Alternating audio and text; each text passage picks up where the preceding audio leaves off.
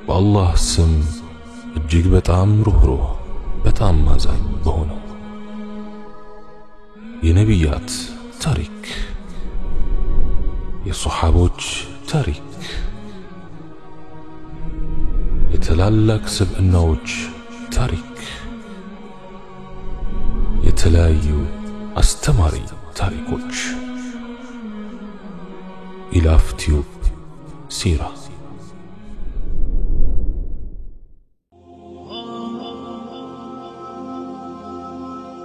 علي بن أبي طالب يتولدت عند إيروباويان أقطاطر 600 أكبابي نبر كنبي عليه الصلاة والسلام لدت ك30 ዓመታት በኋላ መሆኑ የዘር ሐረጋቸው የቁረይሽ ነገድ አንዱ ክፍል ከሆነው ከበኑ ሐሺም ነው። አባታቸው አቡ ጣሊብ የነቢዩ አጎት ከመሆናቸው ባሻገር የነቢዩ አያት አብዱል ሙጠሊብ ከሞቱ በኋላ መልእክተኛውን عليه الصلاة والسلام ያሳደጉ ሰው ናቸው። የዓሊ እናት ፋጢማ ቢንት አሳድ ይባላሉ። ዓሊ አቡል ሐሰን በመባል ሲታወቁ ነቢዩ ያወጡላቸውና እርሳቸውም አብልጠው የሚወዱት ስም ደግሞ አቡ ቱራብ ነበር። ነቢዩ عليه الصلاة والسلام በአቡ ጣሊብ ፈቃድ ዓሊይን ገና ከሕፃንነቱ በመውሰድ ልክ እንደ ራሳቸው ልጅ አድርገው አሳድገውታል።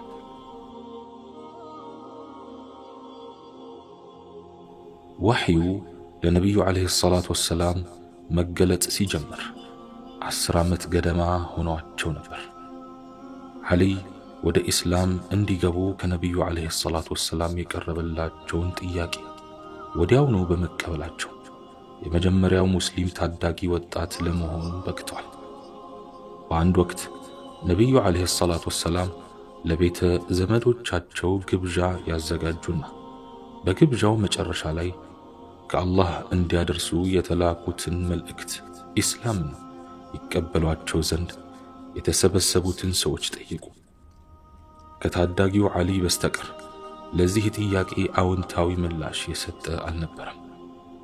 ዓሊ በልጅ አንደበታቸው ድጋፋቸውን ሲገልጹ ምንም እንኳ አይኖቼ ደካማ እግሮቼ ቀጫጭን በእድሜም በጣም ትንሽ በሆንም ከጎንህ እቆማለሁ አንተ የአላህ መልእክተኛ ሆይ ነበር ያሉት። በቦታው የነበሩ ሰዎች በዓሊ አባባል የለበጠ ሳቅ ቢስቁም ቅሉ የኋላ ኋላ እንደታየው ዓሊ የተናገሩትን በተግባር ተርጉመውታል። ነቢዩ عليه الصلاة والسلام እና ዓሊ እጅግ ይዋደዱ ነበር። ነቢዩ ወደ መዲና ለመሰደድ በተነሱበት ወቅት ጣዖታውያኑ እርሳቸውን ለመግደል ትልቅ ሴራ አሲረው ነበር። እርሳቸውን ለመግደል የተመደቡት ሰዎች ቤታቸውን በውድቅት ሌሊት ከበው ይጠባበቃሉ። በዚህች ፈታኝ ሰዓት ነቢዩ عليه الصلاة والسلام በመኝታቸው ላይ ይተኛ ዘንድ ዓሊይን አዘዙት። ምንም እንኳ ይህንን ትዕዛዝ መፈጸም በሕይወት ላይ መፍረድ ቢመስልም ዓሊይ በደስታ ነበር የተቀበሉት። ከሃዲያኑ የነቢዩን عليه الصلاة والسلام ተልእኮ እንዲያ አጥብቀው ቢቃወሙ ውድ ዕቃዎቻቸውን ገንዘብ፣ ወርቅ በአደራ መልክ የሚያስቀምጡት ከነቢዩ ቤት ነበር። ታዲያ ነቢዩ ለስደት ሲወጡ እነኚህን ያደራ ዕቃዎች ለዓሊይ ያስረክበው ነው የሄዱት። ዓሊይም በተነገራቸው መሰረት ዕቃዎቹን ለየባለቤቶቻቸው ከመለሱ በኋላ ወደ መዲና ተሰደዱ።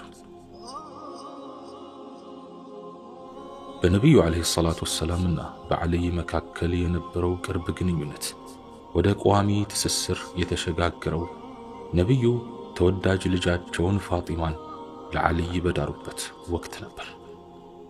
በተጨማሪ የነቢዩ የዘር ሐረግ ግንድ ቁልቁል የቀጠለው ዓሊይ ከፋጢማ በወለዷቸው 2 ልጆች በሐሰንና ሁሴን በኩል በመሆኑ ዓሊይ የተለየ ክብር ተጎናጽፏል። ሐሰንና ሁሴን በነቢዩ عليه الصلاة والسلام ዘንድ እጅግ ተወዳጅ ነበሩ። በተቡክ ዘመቻ ወቅት ዓሊይ መዲናን እንዲጠብቁ ተመድበው ስለነበር ከጦሩ ጋር አልዘመቱም። አንዳንድ መናፍቃን አጋጣሚውን በመጠቀም ነብዩ አለይሂ ሰላቱ ወሰላም አልይን አብሯቸው እንዲዘምቱ ያላደረጉት ስለሚጠሏቸው ነው የሚል አሉባልታ አሰራጩ። ነብዩ አለይሂ ሰላቱ ወሰላም ይህንን አሉባልታ ሲሰሙ አንተ በኔ ዘንድ ያለህ ቦታ ሃሩን በሙሳ የነበረውን ያህል ነው፣ ልዩነቱ ከኔ በኋላ ሌላ ነብይ ያለመኖሩ ብቻ ነው በማለት ለዓሊይ ያላቸውን ፍቅርና አክብሮት በአጽንኦት መግለጻቸውን አሕመድና በዛር ዘግበዋል። ዓሊይ በጣም ጀግና ሰው ነበሩ። ከተቡክ ጦርነት በስተቀር በነብዩ የህይወት ዘመን በተካሄዱት ጦርነቶች ሁሉ ላይ ተሳትፈዋል። ለአብነት ያህል በመጀመሪያው ኢስላማዊ ጦርነት በበድር የሙስሊሙን ሰንደቅ ይዘው ተዋግተዋል። በዚሁ አውደ ግንባር እንደ ዘመኑ የአረብ ባህል ከዋናው ጦርነት በፊት ለሚደረጉ የተናጠል ፍልሚዎች 3 የካሃዲያኑ ጦረኞች ወደፊት ወጣ ብለው ከእርሱ ጋር ለመፋለም የሚደፍር ሙስሊም እንዲወጣላቸው ይጠይቃሉ። ዓሊይ ከሐምዛና ከአቡ ዑበይዳ ጋር በመሆን ለጥሪው ምላሽ ከመስጠታቸውም በላይ ተጋጣሚያቸውን ወሊድን ከሁለት ሰንጥቀው ከጣሉ በኋላ ከቀሪው የቁረይሽ ጦረኛ ጋር የተናነቁትን አቡ ዑበይዳን ረድተዋል። በኡሑድ ጦርነት ደግሞ የሙስሊም ሰንደቅ ይዘው ጦርነቱን ሲመሩ የነበሩት ሙስዓብ ኢብኑ ዑመይር ረዲየላሁ ዐንሁ በጠላት እጅ ሲሞቱ ሰንደቁን አንስተው ጦርነቱን የቀጠሉት ዓሊይ ነበሩ። ይህ ተግባር ያናደደው አቡ ሰዓድ የተባለው ሰው ዓሊይ ብቻቸውን እንዲገጥሙት ጠየቃቸው። እርሳቸውም ጥያቄውን ተቀብለው እንደ አራስ ነብር ተከመሩበት። አቡ ሰዓድ መቆም ስለተሳነው እርቃኑን ተዘረረ። ዓሊይ ሰውየውን በዚህ ሁኔታ ሲያዩት የሀገር መሳቂያ መተረቻ እንዳይሆን በማሰብ ሳይገድሉት ትተውት ሄዱ። በኸንደቅ ወይም አሕዛብ ጦርነት ላይ ደግሞ እንኳንስ በአካል ቀርቦ በስሙ ብቻ ወንድ ሁሉ የሚረዱለት ዓብድ ውድ የተባለ የጣዖታውያኑ ወይም የካሃዲያኑ ጦረኛ ሙስሊሞች የቆፈሩትን የመከላከያ ጉድጓድ በፈረሱ ዘሎ በማለፍ እኔን የሚገጥም ይውጣ ሲል አንባረቀ። ሁሉም በስጋት አይን ተያዩ። ከሙስሊሙ ወገን ከፊቱ ሊቆም የደፈረ አልነበረም። ዓሊይ እኔ አለው ብለው ተነሱ። ነብዩ አለይሂ ሰላቱ ወሰላምና ሌሎችም ዓሊይ ከዓብድ ውድ ጋር ብቻ ለብቻ እንዳይፋለሙ ሊያግባቧቸውና ሊያስጠነቅቋቸው ቢሞክሩ ዓሊይ የሚመለሱ አልሆኑ። ነብዩ አለይሂ ሰላቱ ወሰላም ዝነኛውን ጎራዴያቸውን ወይም ዙልፊቃርን ሰጧቸውና ራሳቸው ላይ ኮፍያ አደረጉላቸው። ዓሊይ ወደ ዓብድ ውድ ጋለቡ። ጥቂት ከተፋለሙ በኋላ ዓሊይ የዓብድ ውድን አንገት ቀልተው ጣሉት። ዓሊይ ከጀግንነታቸው የተነሳ በሕዝብ ዘንድ አሰዱላህ ወይም የአላህ አንበሳ በሚል መጠሪያ ይታወቁ ነበር። በሌላ አጋጣሚ ደግሞ ሙስሊሞች ከአይሁዳውያን ጋር ኸይበር ባደረጉት ጦርነት የአይሁዳውያን ጠንካራ ምሽግ ወይም ቀሙስ ለመስበር ብዙ ቢጥሩ አልተሳካላቸውም ነበር። ስለሆነም ነብዩ አለይሂ ሰላቱ ወሰላም በነገው ዕለት የጦሩን አመራርና ሰንደቃችንን አላህንና መልእክተኛውን ለሚወድ እነርሱም ለሚወዱት ጀግና ሰው እሰጣለሁ ሲሉ አወጁ። እያንዳንዱ ሱሐባ ይህንን እድል ለማግኘት ሲቋመጥ አደረ። ለዚህ ኃላፊነት የተመረጡትን ዓሊይ መሆናቸውን ሲሰማ ሱሐቦች ተገረሙ። በጊዜው ዓሊይ አይናቸውን ታመው ተኝተው ነበርና ነብዩ አለይሂ ሰላቱ ወሰላም እጃቸው ላይ እንትፍ ብለው የዓሊይን አይን ደባበሱላቸው። ዓሊይ ከህመማቸው ተፈወሱ። ከዚያም ነብዩ አለይሂ ሰላቱ ወሰላም ሰንደቁን ሰጧቸውና በቅድሚያ ወደ ኢስላም ጥሪ አድርግላቸው፣ አንድ ሰው እንኳን በአንተ ሰበብ ቢሰልምልህ ከቀያይ ግመሎች ይሻልሃል ሲሉ መከሯቸው። ዓልይ በተሰጣቸው ምክር መሰረት አይሁዶች ኢስላምን እንዲቀበሉ ጥሪ አቀረቡ። አይሁዳውያኑ ግን ለቀረበው ጥሪ ምላሽ በመስጠት ፈንታ በጦረኝነቱ ዝናው በሰፊው የናኘውን መርሐብ የተባለ አዛዣቸውን ላኩት። ዓልይ መርሐብን ፍልሚያ ገጠሙት። ለማደኛው ጎራዴያቸው መርሐብን ዘርሮ ጣለው እንጂ አላሳፈራቸው። ዓልይ ጀግንነታቸውን በተደጋጋሚ ያስመሰከሩ ዝነኛ ሶሐባና በአረቢያ ከሚገኙ ድንቅ ተዋጊዎችም አንዱ ነበሩ። ዓልይ ታላቅ ጦረኛ ብቻ አልነበሩም፣ ታላቅ ምሁርም እንጂ። ነቢዩ ዓለይሂ ሰላቱ ወሰላም ስለ እርሳቸው ሲናገሩ እኔ የእውቀት ከተማ ስሆን ዓልይ ደግሞ የከተማው መግቢያ በር ነው ብለዋል።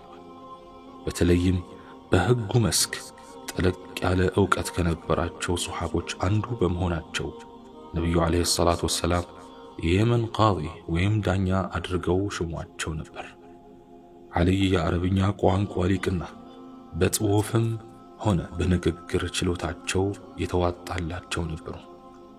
ለኢስላም ያበረከቱትን ምሁራዊ ግልጋሎት በተመለከተ ወደ ኋላ በሰፊው ለመቃኘት እንሞክራለን። በ9 ዓመተ ሂጅራ የተደረገውን የመጀመሪያውን ኢስላማዊ ሐጅ እንዲመሩ የተላኩት አቡበክር ነበሩ። ለሐጅ የተላኩት ሰዎች ከመዲና ርቀው እንደሄዱ ከካህዲያኑ ጋር ተደርጎ የነበረውን ውል እንዲፈርስ ከዚያም በፊት ግን ለጣዖታውያኑ የ4 ወራት ጊዜ እንዲሰጣቸው የሚያዝ መለኮታዊ መልእክት ወሕይ ይወርዳል። መልእክቱ በሐጅ ስነ ስርዓት ላይ መነበብ ነበረበትና ልዑክ መላኩ አስፈላጊ ሆነ። ለዚህም የተመረጡት ዓልይ ነበሩ። በነቢዩ ዓለይሂ ሰላቱ ወሰላም ግመል ጋልበው ደርሰው ከአዋጅ ያልተናነሰውን መልእክት በሐጅ ስነ ስርዓት ላይ አሰሙ። የዓልይ ገድል እንዲህ 1-2 ተብሎ የሚዘለቅ አይደለም። ነቢዩ ዓለይሂ ሰላቱ ወሰላም በተለያዩ አጋጣሚዎች ለዓልይ ዱዓ አድርገውላቸዋል። ለምሳሌም ያህል በ10 ዓመተ ሂጅራ ወደ የመን ሲልኳቸው አላህ ሆይ እውነትን ከምላሱ አድርግለት፣ ልቡንም መሪ በሆነው ብርሃን ሙላለት ብለው ዱዓ አድርገውላቸዋል። ነቢዩ ሙሐመድ ዓለይሂ ሰላቱ ወሰላም በአንድ ወቅት ለዓልይ አንተ ከኔ ነህ፣ እኔ ካንተ ነኝ፣ በምንሰራውም ሆነ በምንለው አንድ ነን ብሏቸዋል። እንዲሁም እኔ ከለላ የሆንኩት ሰው ሁሉ ዓልይም ከለላው ነው ሲሉ፣ በሌላ ጊዜ ደግሞ ዓልይን መናፍቅ ወይም ሙናፊቅ ብቻ አይወደውም፣ ሙእሚን ወይም አማኝ ደግሞ አይጠላውም ማለታቸውም ተዘግቧል። ኢማም አሕመድ በዘገቡት ሐዲስ ላይ እንደተመለከተው ደግሞ ነቢዩ ዓለይሂ ሰላቱ ወሰላም ለዓልይ አንተ እና ዒሳ ትመሳሰላላችሁ፣ አይሁዶች እርሱን አጥብቀው ስለሚጠሉት እናቱን ባልሰራችው ሥራ ወነጀሏት፣ ክርስቲያኖች ደግሞ በጣም ስለሚወዱት የማይገባውን ቦታ ሰጡት ብለዋቸዋል። በኋላም ዓልይ ስለ ራሳቸው ሲናገሩ በእኔ ሰበብ 2 አይነት ሰዎች ይጠፋሉ፣ ይከስራሉ። አንዱ ለእኔ ካለው ከልክ ያለፈ ፍቅር የተነሳ ባልሰራሁት ሥራ ያመሰግነኛል፣ ያሞግሰኛል። ሌላው ደግሞ በጣም ስለሚጠላኝ እንዲሁ ስሜን ያጠፋል ብለዋል። የነቢዩ ሞት ለዓልይ ትልቅ ድንጋጤና ሐዘን ነበር። ነቢዩ ዓለይሂ ሰላቱ ወሰላም ታመው በነበረበት ጊዜ ሌት ተቀን ከጎናቸው ሳይጠፉ አስታሟቸዋል። ከሞቱም በኋላ አስክሬናቸውን ያጠቡትና የከፈኑት ዓልይ ናቸው። ዓልይ ከእርሳቸው በፊት ለነበሩት 3 ኸሊፋዎች ወይም መሪዎች ታማኝነታቸውን በበይዓት ወይም ቃል ኪዳን አረጋግጠዋል። በብዙ ስራዎችም ረድተዋቸዋል። ቢሆንም ግን ለመጀመሪያው ኸሊፋ አቡበክር ታማኝነታቸውን የገለጹት ዘግይተው ነበር። ምክንያቱም ተወዳጅ ባለቤታቸው ፋጢማ በጠና ስለታመሙና ራሳቸውም ቁርአንን በአንድ ጥራዝ ለመሰብሰብ በመጣደፍ ላይ ስለነበሩ ነው። ጠበቃት ኢብኑ ሰዕድ በተሰኘው ዝነኛ የታሪክ መጽሐፍ ላይ እንደተመለከተው አቡበክር ዓሊ ያን ያህል ጊዜ ታማኝነታቸውን ሳያረጋግጡ ለምን እንደቆዩና የእርሳቸውን የአቡበክርን መመረጥ አልወደዱት እንደሆን ጠየቋቸው። ያንተን መመረጥ ጠልቼ አይደለም፣ ነቢዩ የሞቱ ሰሞን ሁሉንም የቁርአን ክፍሎች ሰብስቤ እስክጨርስ ድረስ ለሶላት ካልሆነ በቀር ለሌላ ሥራ ላለመነሳት ቃል ስለገባው ነው ሲሉ መልሰዋል።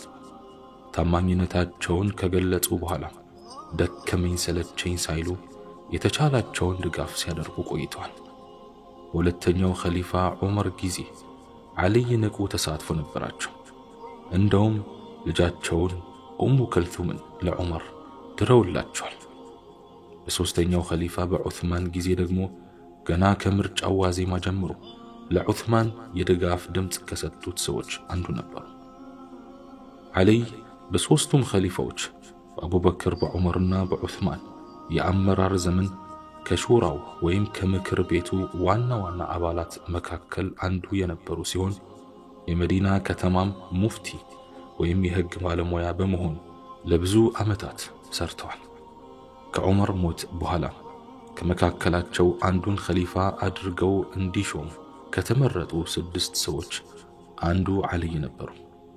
ዑስማንም በኸሊፋነታቸው ወቅት ዓሊይን ሳያማክሩ ውሳኔ የሰጡበት ጊዜ የለም።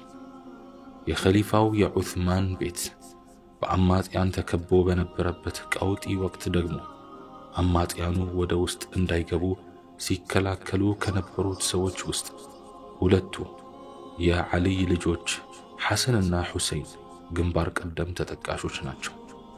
በጥቅሉ ዓሊይ ረዲየላሁ ዐንሁ ለሦስቱም ኸሊፋዎች የተቻላቸውን ያህል ድጋፍ ሰጥተዋል። ዓሊይም ሆኑ ሌሎቹ ታላላቅ ሱሐቦች ዑስማን በአማጽያኑ እጅ ይገደላሉ የሚል ጥርጣሬ አልነበራቸው። በመሆኑም የዑስማን መገደል ከፍተኛ ድንጋጤ ፈጥሯል። የዑስማን ሞት መንስኤ በሙስሊሙ ህብረተሰብ ላይ መታየት ጀምሮ የነበረው መፍረክረክ መሆኑ አልያ አይባልም። የዚህ አይነቱን ክፍፍል ፈጥሮ አንዱን ቡድን ከሌላው ማጋጨት የአማጺው የአብዱላህ ኢብኑ ሰብዕና የተከታዮቹ ዓላማ ነበር። አማጺያኑ ዑስማንን ከገደሉ በኋላ ከተማዋን ለተወሰኑ ቀናት ተቆጣጥረዋል። ነዋሪውም ሁኔታው እጅግ ስላሰጋው በሮቹን ጠርቅሞ ዘግቶ በራሱ ቤት እስረኛ ሆኖ ቆየ። በዚህ ሁኔታ መዲና ለ3 ቀናት ያህል ያለምንም መንግስት እንዲሁ ስትታመስና ስትተራመስ ቆየች።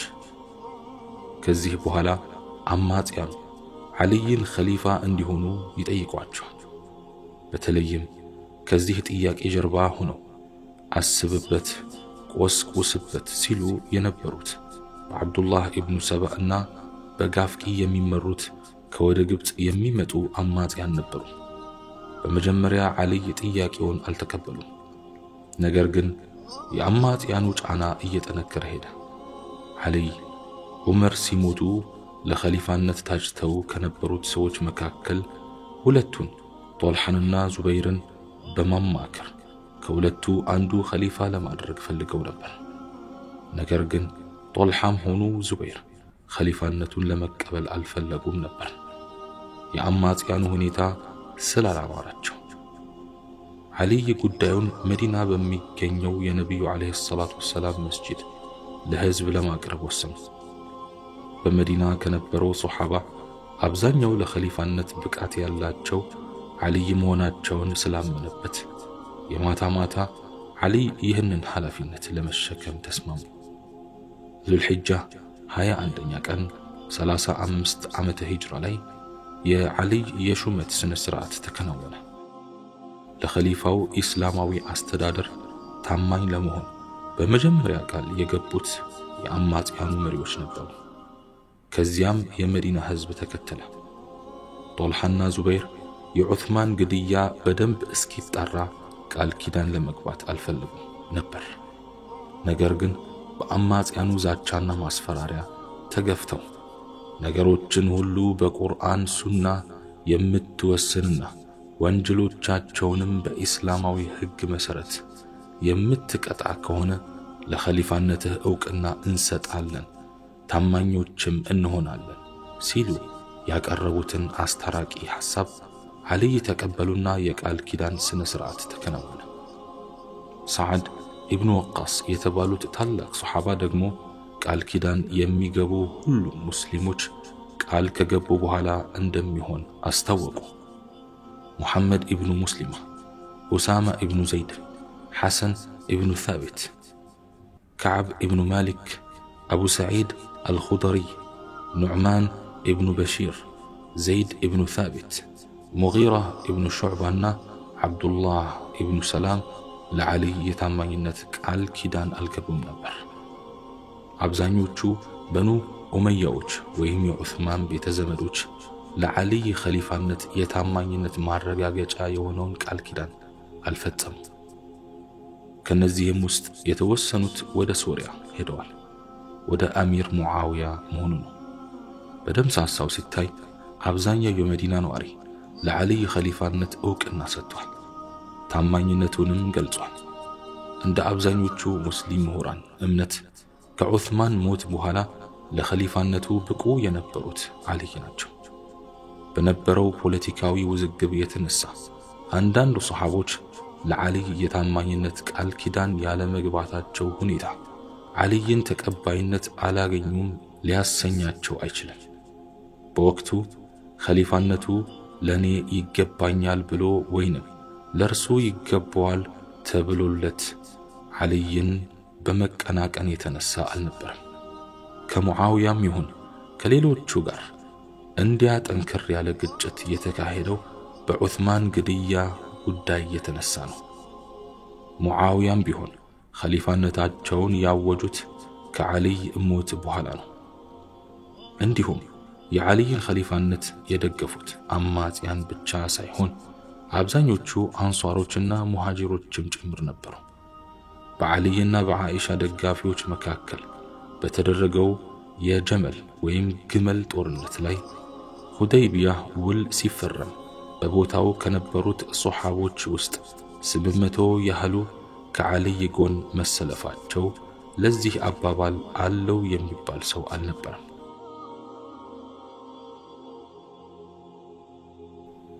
ዓልይ በተመረጡ በሶስተኛው ቀናቸው አማጽያኑን በሙሉ ወደ የመጡበት እንዲመለሱ ይጠየቃሉ። ጥቂቶች አዎንታዊ ምላሽ ቢሰጡ በአብዱላህ ኢብኑ ሰባ የሚመራ ቡድን ለዓልይ ታማኝ የሆነ በማስመሰል እዚያው ከርሳቸው ጋር ተለጥፎ ቀረ። አዎ በኢስላም ታሪክ የኸሊፋ ትዕዛዝ ለመጀመሪያ ጊዜ ተፈጻሚነት አጣ። እውነትና ንጋት እያደር እንዲሉ የኋላ ኋላ እንደታየው የዚህ ቡድን ዓላማ መበጥበጥና ማበጣበጥ ነበር። ይህ ሁኔታ ዓልይን አጣብቂኝ ውስጥ አስገባቸው።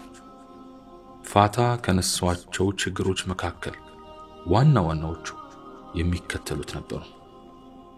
አንደኛ፣ በግዛቱ ሰላም የማስፈንና እያደር እየባሰበት የሄደውን ፖለቲካዊ ነውጥ ማስከን። ሁለተኛ፣ በውል ባልታወቁት የዑስማን ገዳዮች ላይ እርምጃ መውሰድ። የዑስማን ገዳዮች ከአማጽያኑ መካከል እንደሆኑ ሳይታለም የተፈታ ቢሆንም ትክክለኛ የወንጀሉ ፈጻሚዎች እነ እገሌ ናቸው ብሎ ማወቁ ለዓልይም ሆነ ለሌሎች እጅግ አስቸጋሪ ነበር። ምክንያቱም ገዳዮቹ እነማን እንደሆኑ ያውቃሉ የተባሉ ሰዎች መዲናን ለቀው የሄዱ በመሆናቸውና ግድያው በተፈጸመበት ቦታና ጊዜ የነበሩት አማጽያንም ገዳዮቹ ለማረጋገጥ ፈቃደኛ ስላልሆኑ ነው። ሁሉም የአብዱላህ ኢብኑ ሰባ ተከታዮች የዑስማንን መገደል እንደማይፈልጉና ድርጊቱንም የፈጸሙት ከመካከላቸው ማንነታቸው ያልታወቁ ሰዎች እንደሆኑ ገልጿል። እናም ገዳዮቹን ለይቶ ለማውጣት በጊዜው የነበረው ፖለቲካዊ ምስቅልቅል መስተካከል ነበረበት። ነገር ግን የፖለቲካው ቁስል በመሻር ፈንታ እያደር እየመረቀዘ እየነፈረቀ ሄደ፣ ከድጡ ወደ ማጡ። ሶስተኛ፣ ከላይ ከተጠቀሱት ችግሮች በተጨማሪ ዓሊ የዑስማንን ገዳዮች ይዞ ካላስረከበን ወይም እርምጃ ካልወሰደባቸው የእርሱን አመራር አንቀበልም የሚል አቋም ከያዙት ሱሐቦች ጋር ያላቸው ግንኙነት እያደር እየሻከረና እየጎረበጠ የመሄዱ ነገር ለዓሊ ትልቅ ራስ ምታት ነበር። የዚህ አይነት አቋም የያዙ ሱሐቦች ፍጹም ስህተተኞች ናቸው ባይባልም በወቅቱ የነበረውን ቀውስም ዓሊ ለጥያቄው አፋጣኝ ምላሽ እንዲሰጡ የሚያስችላቸው አልነበረም። ዓሊ እጅግ ግልጽ ሰው ነበሩ። የመጀመሪያ ግባቸው አድርገው የያዙት ነገር ቢኖር በግዛቱ ሰላም የማስፈኑን ጉዳይ ነው። በዚያ ሁከት ፈጣሪዎች በነገሱበት ፈታኝ ወቅት ማንኛውም መሪ ቢሆን ሊያደርገው የሚገባው ይህንኑ ነው። እንደ ታላላቅ ሙስሊም ምሁራን አስተያየት አንድ ኢስላማዊ መሪ የግድያንም ሆነ የሌላን ወንጀል ጉዳይ የተረጋጋ ሁኔታ እስኪፈጠር ድረስ ፍርድ ሳይሰጥ ማዘግየት ይችላል። ለዚህም ዓሊ የዑስማንን ግድያ ጉዳይ በግዛቱ መረጋጋት እስኪያሰፍኑ ድረስ እንዲዘገይ መወሰናቸው ትክክል ነበር። ይህንን አቋማቸውን አብዛኛው ሙስሊም ይደግፋል። ከላይ የጠቀስናቸውን እውነታዎች መሰረት በማድረግ በዓሊ ረዲየላሁ ዐንሁ የኸሊፋነት ዘመን የተከሰቱትን አለመግባባቶችና ግጭቶች ለመቃኘት እንሞክር።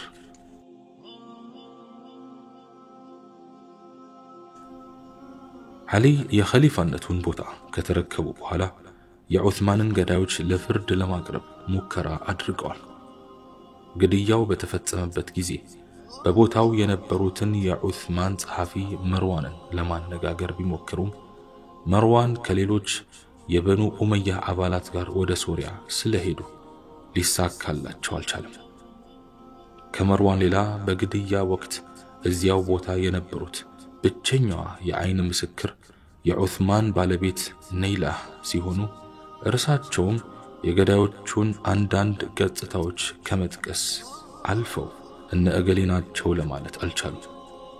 ነይላህ በትክክል መጥቀስ የቻሉት ከግድያው በፊት ዑስማንን አነጋግረው የተመለሱትን ሙሐመድ ኢብኑ አቡበክር ብቻ ነበር። ሙሐመድ ኢብኑ አቡበክር ደግሞ በእስላማዊው ሕግ መሰረት ተመርምረውና እርሳቸው የዑስማንን ገዳይ ያለ መሆናቸውን እንዲሁም ከግድያው በፊት ቤቱን ለቀው መሄዳቸውን በቃለ መሐላቸው አረጋግጧል። በተጨማሪም የዑስማንን ባለቤት ነይላህ ሙሐመድ ኢብኑ አቡበክር ከገዳዮቹ መካከል እንዳልነበሩበትና የሰጡትም ቃል ትክክል መሆኑን መስክረውላቸዋል። ዓሊ የሚቻላቸውን ሁሉ ጥረት ቢያደርጉ በወቅቱ በነበረው ሁኔታ ይህንን የነገር ቁጥጥር መፍታት አልተቻላቸውም። እንደ ዓሊ አመለካከት ለተፈጠረው ሁከትና ብጥብጥ በዑስማን ስር ሆነው እያንዳንዱን ክፍለ ግዛት ሲያስተዳድሩ የነበሩት ሰዎች ከተጠያቂነት አይድኑም። የአማጽያኑን የጥፋት ተልእኮ ገና በእንጭጩ ለመቅጨት የሚያስችል እርምጃ አልወሰዱምና። ስለዚህ ዓሊ በዑስማን የኸሊፋነት ዘመን የግዛት አስተዳዳሪ የነበሩትን ሰዎች በሙሉ ሻሯቸው። በዚህ ጉዳይ ላይ ከአንዳንድ ሱሐቦች ጋር ስምምነት ላይ መድረስ አልቻሉም። ውሳኔው ችኮላ የተሞላበት ነውና ቢተውት ይሻላል ሲሉ መክሯቸዋል። እንደነኚህ ሰዎች አመለካከት በዑስማን ጊዜ የነበሩ አስተዳዳሪዎች የዑስማንን ግድያ አማሃኝተው አዲሱን ኸሊፋ አንቀበልም ማለት ሲችሉ ለዓሊ ወይም ለአዲሱ ኸሊፋ በአብዛኛው ዕውቅና ሰጥቷል። ታማኝ ለመሆንም ቃል ገብቷል። እናም በእነሱ ላይ የዚህ አይነቱን ውሳኔ ማስተላለፍ ጥሩ አይሆንም። ነገር ግን ከጥቅምና ከጉዳት አንጻር ሲታይ ጥሩ አይመስልም ተብሎ ሐቅን መሸፋፈን ተገቢ አይደለም የሚል አቋም ያላቸው ዓሊይ የነዚህን ሱሐቦች አስተያየት አልተቀበሉትም። ሙጊራ ኢብኑ ሹዕባ ይህንን የዓሊይን ውሳኔ አጥብቀው በመቃወም መዲናን በመልቀቅ ወደ መካ ሄዱ። ዓሊይ በሻሯቸው አስተዳዳሪዎች ምትክ ዓብዱላህ ኢብኑ ዓባስን ለየመን፣ ዑስማን ኢብኑ ሐኒፍን ለበስራ፣ ዓማር ኢብኑ ሐሳንን ለኩፋ፣ ቀይስ ለግብፅ አስተዳዳሪ አድርገው ሾሙ። ሰህል ኢብኑ ሐኒፍ ደግሞ ከአሚር ሙዓውያ ተረክበው ሶሪያን እንዲያስተዳድሩ ተወሰነ። አስተዳዳሪዎቹ ወደ ተመደቡበት ክፍለ ግዛት ሲሄዱ ችግሮች መፈጠራቸው አልቀረም። ግብፅ ለዓሊይ ድጋፏን ስትገልጽ ብትቆይም በዓሊይ የተሾሙት ቀይስ በቦታው ሲደርሱ ህዝቡ ከሶስት ተከፍሎ አገኙት። አንደኛው ቡድን ገይፍን ሙሉ በሙሉ ሲቀበል፣ ሌላኛው በመጀመሪያው የዑስማን ገዳዮች ይቀጡልን ሲል ጠየቀ። ሶስተኛውና የዓብዱላህ ኢብኑ ሰባን እንቅስቃሴ የሚደግፈው ቡድን ደግሞ ገዳዮቹን በማናቸውም ሁኔታ ቢሆን እርምጃ ሊወሰድባቸው አይገባም የሚል አቋም ነበረው። በበስራም የተከሰተው ሁኔታ ከግብፁ የተለየ አልነበረም። በበስራ አንድ ቡድን አማጽያኑን ሲደግፍ፣ ሌላው ደግሞ የአማጽያኑን እንቅስቃሴ አጥብቆ ይቃወም ነበር። ኩፋን እንዲያስተዳድሩ የተሾሙት ሰው ደግሞ ገና በመንገድ ላይ እያሉ የኩፋ ሰዎች በማንኛውም ሁኔታ የወቅቱ አስተዳዳሪያቸው አቡ ሙሳ አሽዓሪ እንዲሻሩባቸው ወይም ወደ ሌላ ቦታ እንዲዛወሩባቸው የማይፈልጉ መሆናቸውን የሚገልጽ መልእክት ስለደረሳቸው ወደ መዲና ለመመለስ ተገደዱ። የመንን እንዲያስተዳደሩ የተሾሙት ዓብዱላህ ኢብኑ ዓባስ ግን የቀድሞ አስተዳዳሪ ያዕላ የመንን ለቀው ወደ መካ ሄደው ስለነበር ምንም ችግር አልገጠማቸው። ወደ ሶሪያ የተላኩት ሰህል ኢብኑ ሐኒፍ ተቡክ ወይም በሶሪያ ዳርቻ የሚገኝ ቦታ ሲደርሱ የአሚር ሙዓውያ ፈረሰኛ ወታደሮች መንገድ ላይ ጠብቀው ወደ መዲና እንዲመለሱ አስገደዷቸው። ሶሪያና ኩፋ የኸሊፋውን ስልጣን በግልጽ ተቃወሙ ማለት ነው። ዓሊይ ረዲየላሁ ዐንሁ ወደ ሁለቱ ክፍለ ግዛቶች ወደ ሶሪያና ወደ ኩፋ ልዩ መልእክተኞችን ላኩ። የኩፋው አስተዳዳሪ አቡ ሙሳ አልአሽዓሪ የሰጡት መልስ አጥጋቢ ነበር። አቡ ሙሳ ለዓሊይ አመራር ዕውቅና መስጠታቸውንና ታማኝ መሆናቸውን ነበር ያረጋገጡት። ይህም ብቻ ሳይሆን የኩፋ ህዝብ የዓሊይን አመራር እንደሚቀበል ከህዝብ ማረጋገጫ ማግኘታቸውንም ጭምር አክለው ገለጹ። ከሶሪያው አሚር ሙዓውያ የተሰጠውን መልስ ግን ፍጹም የተለየ ነበር።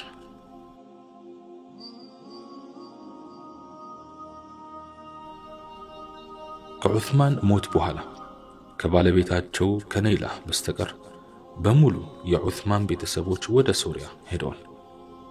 እነኚህ ሰዎች በመዲና የተፈጠረውን ብጥብጥና የዑስማንን አሟሟት ለአሚር ሙዓውያ በዝርዝር ያስረዳሉ።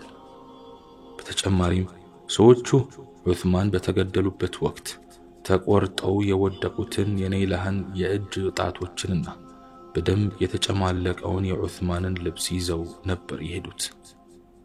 የዑስማን ቅርብ ዘመድ የሆኑት ሙዓውያ በሰሙትና ባዩት ነገር አዘኑ፣ ደነገጡ። ነገሩ ለሶሪያ ህዝብ ይፋ ሲደረግ ደግሞ መላዋ ሶሪያ በታላቅ ሐዘን ተዋጠች። በወቅቱ አሚር ሙዓውያ በአስተዳደር ሥራ የረጅም ጊዜ ልምድ የነበራቸውና ሶሪያንም ለ20 ዓመታት ያህል ያስተዳደሩ ሰው ነበሩ። ሙዓውያ የነይላህን የተቆረጡ ጣቶችና በደም የተጨማለቀውን የዑስማንን ልብስ በደማስቆ ጃሚዕ መስጂድ ሚንበር ወይም ሚስባክ ላይ ሰቅለው በህዝብ እንዲታይ ስላደረጉ የሶሪያ ህዝብ ቁጣ እየጋመና እየተጋጋመ ሄደ። ዓሊይ የላኳቸው አስተዳዳሪ ሰህል ኢብኑ ሐኒፍ ከተቡክ በኃይል ተገደው ወደ መዲና ሲመለሱ ሶሪያ ውስጥ የነበረው ሁኔታ ይህንን ይመስል ነበር። አሚር ሙዓውያ የዓልይ ልዩ መልእክት ሲደርሳቸው ለ3 ወራት ያህል መልስ ሳይሰጡ ከመቆየታቸውም በላይ የተላከውንም መልእክተኛ አስረው አቆይተዋል። በኋላም በረቢዑል አወል 36 ዓመተ ሂጅራ የራሳቸውን መልእክተኛ ወደ ዓልይ ልከዋል። የላኩት ደብዳቤ ከሙዓውያ ለዓልይ የሚል አድራሻ ሲኖረው በውስጡም ቢስሚላህ الرحمن الرحيم ከሚል ሐረግ በስተቀር ወረቀቱ ባዶ ነበር። ዓልይ ይህንን ጠብየለሽ በዳቦ የሚል ውስጡ መልእክት ያዘለ ደብዳቤ እንዳዩ ደብዳቤውን ይዞ የመጣውን መልእክተኛ የሶሪያ ሕዝብ በዑስማን መገደል እጅግ እንዳዘነና ዓልይ ገዳዮቹን አሳልፈው እስካልሰጡ ድረስ ቁጥሩ 50,000 የሚሆኑ ሰራዊት ሊዋጋቸው መዘጋጀቱን ነገራቸው። የዓልይ መልስ ያ አላህ በዑስማን ግድያ እጄ እንደሌለበት አንተ በርግጥ ታውቃለህ፣ ገዳዮቹ መሰወራቸውን በአላህ ስም ምዬ አረጋግጣለሁ የሚል ነበር። የዓልይ ወዳጅ መስለው የቀረቡት የዓብዱላህ ኢብኑ ሰባ ተከታዮች መልእክተኛውን ካልገደልን ብለው ቢጋብዙ ዓልይ ከልክለዋቸዋል። ይህም ሆኖ ግን በመልእክተኛውና በዓብዱላህ ኢብኑ ሰባ ተከታዮች መካከል የተጧጧፈውን ዱላ ቀረሽ የኃይለ ቃላት ልውውጥ ማስቆም አልቻሉም። አሚር ሙዓውያ የዚህ አይነት መልእክት የላኩት ምን አስበው እንደሆነ ከማንም የተሰወረ አይመስልም። ኃይል መጠቀም አይቀሬ ነበርና ዓልይ ረዲየላሁ ዐንሁ ጦራቸውን ማሰባሰብ ጀመሩ። በለስላሳ ጸባያቸው የሚታወቁት የዓልይ የበኩር ልጅ ሐሰን አባታቸው ኸሊፋነቱን ሙሉ በሙሉ እንዲለቁና ከሙስሊሞች ጋር የመዋጋቱ ነገር ከሐሳባቸው እንዲያወጡ ለምኗቸው ነበር።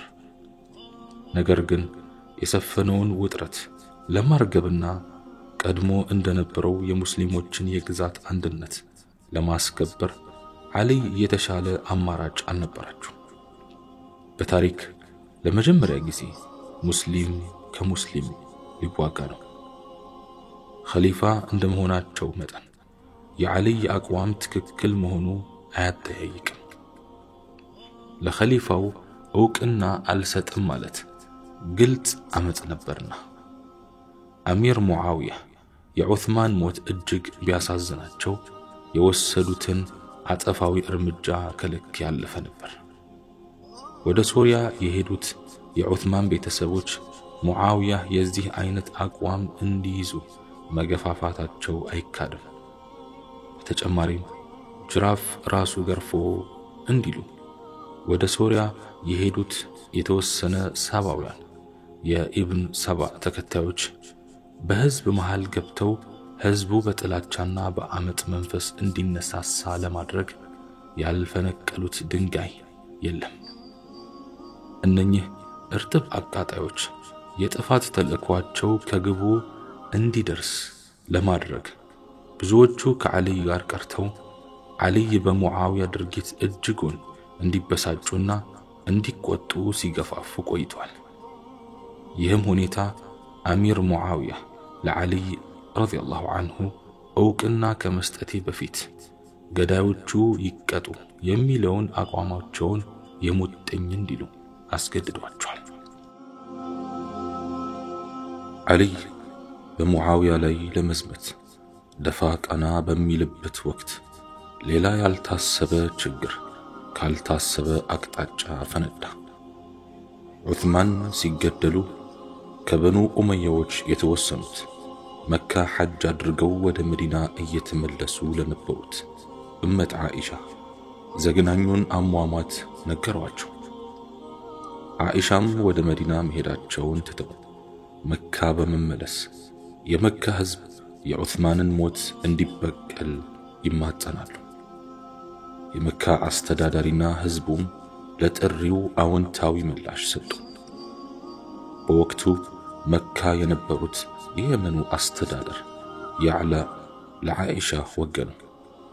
ከዓኢሻ ግንባር ከፈጠሩት በኑ ኡመያዎች መካከል ሰዕድ ኢብኑ ዓስ፣ ወሊድ ኢብኑ ዑቅባና መርዋን ኢብኑ ሐኪም ይገኙበታል። ገዳዮቹ ተይዘው እንዲቀጡ ሲጠየቁ ትንሽ ታገሱኝ፣ ሁኔታዎች እንደፈቀዱልኝ በተቻለኝ ፍጥነት ገዳዮቹን እቀጣለሁ የሚለው የዓልይ ምላሽ ያላረካቸው ጦልሓና ዙበይርም ከዓኢሻ ጎራ ለመሰለፍ ወደ መካ ሄዱ። በእርግጥ የመዲናን ሁኔታ በቅጡ አላጤኑትም።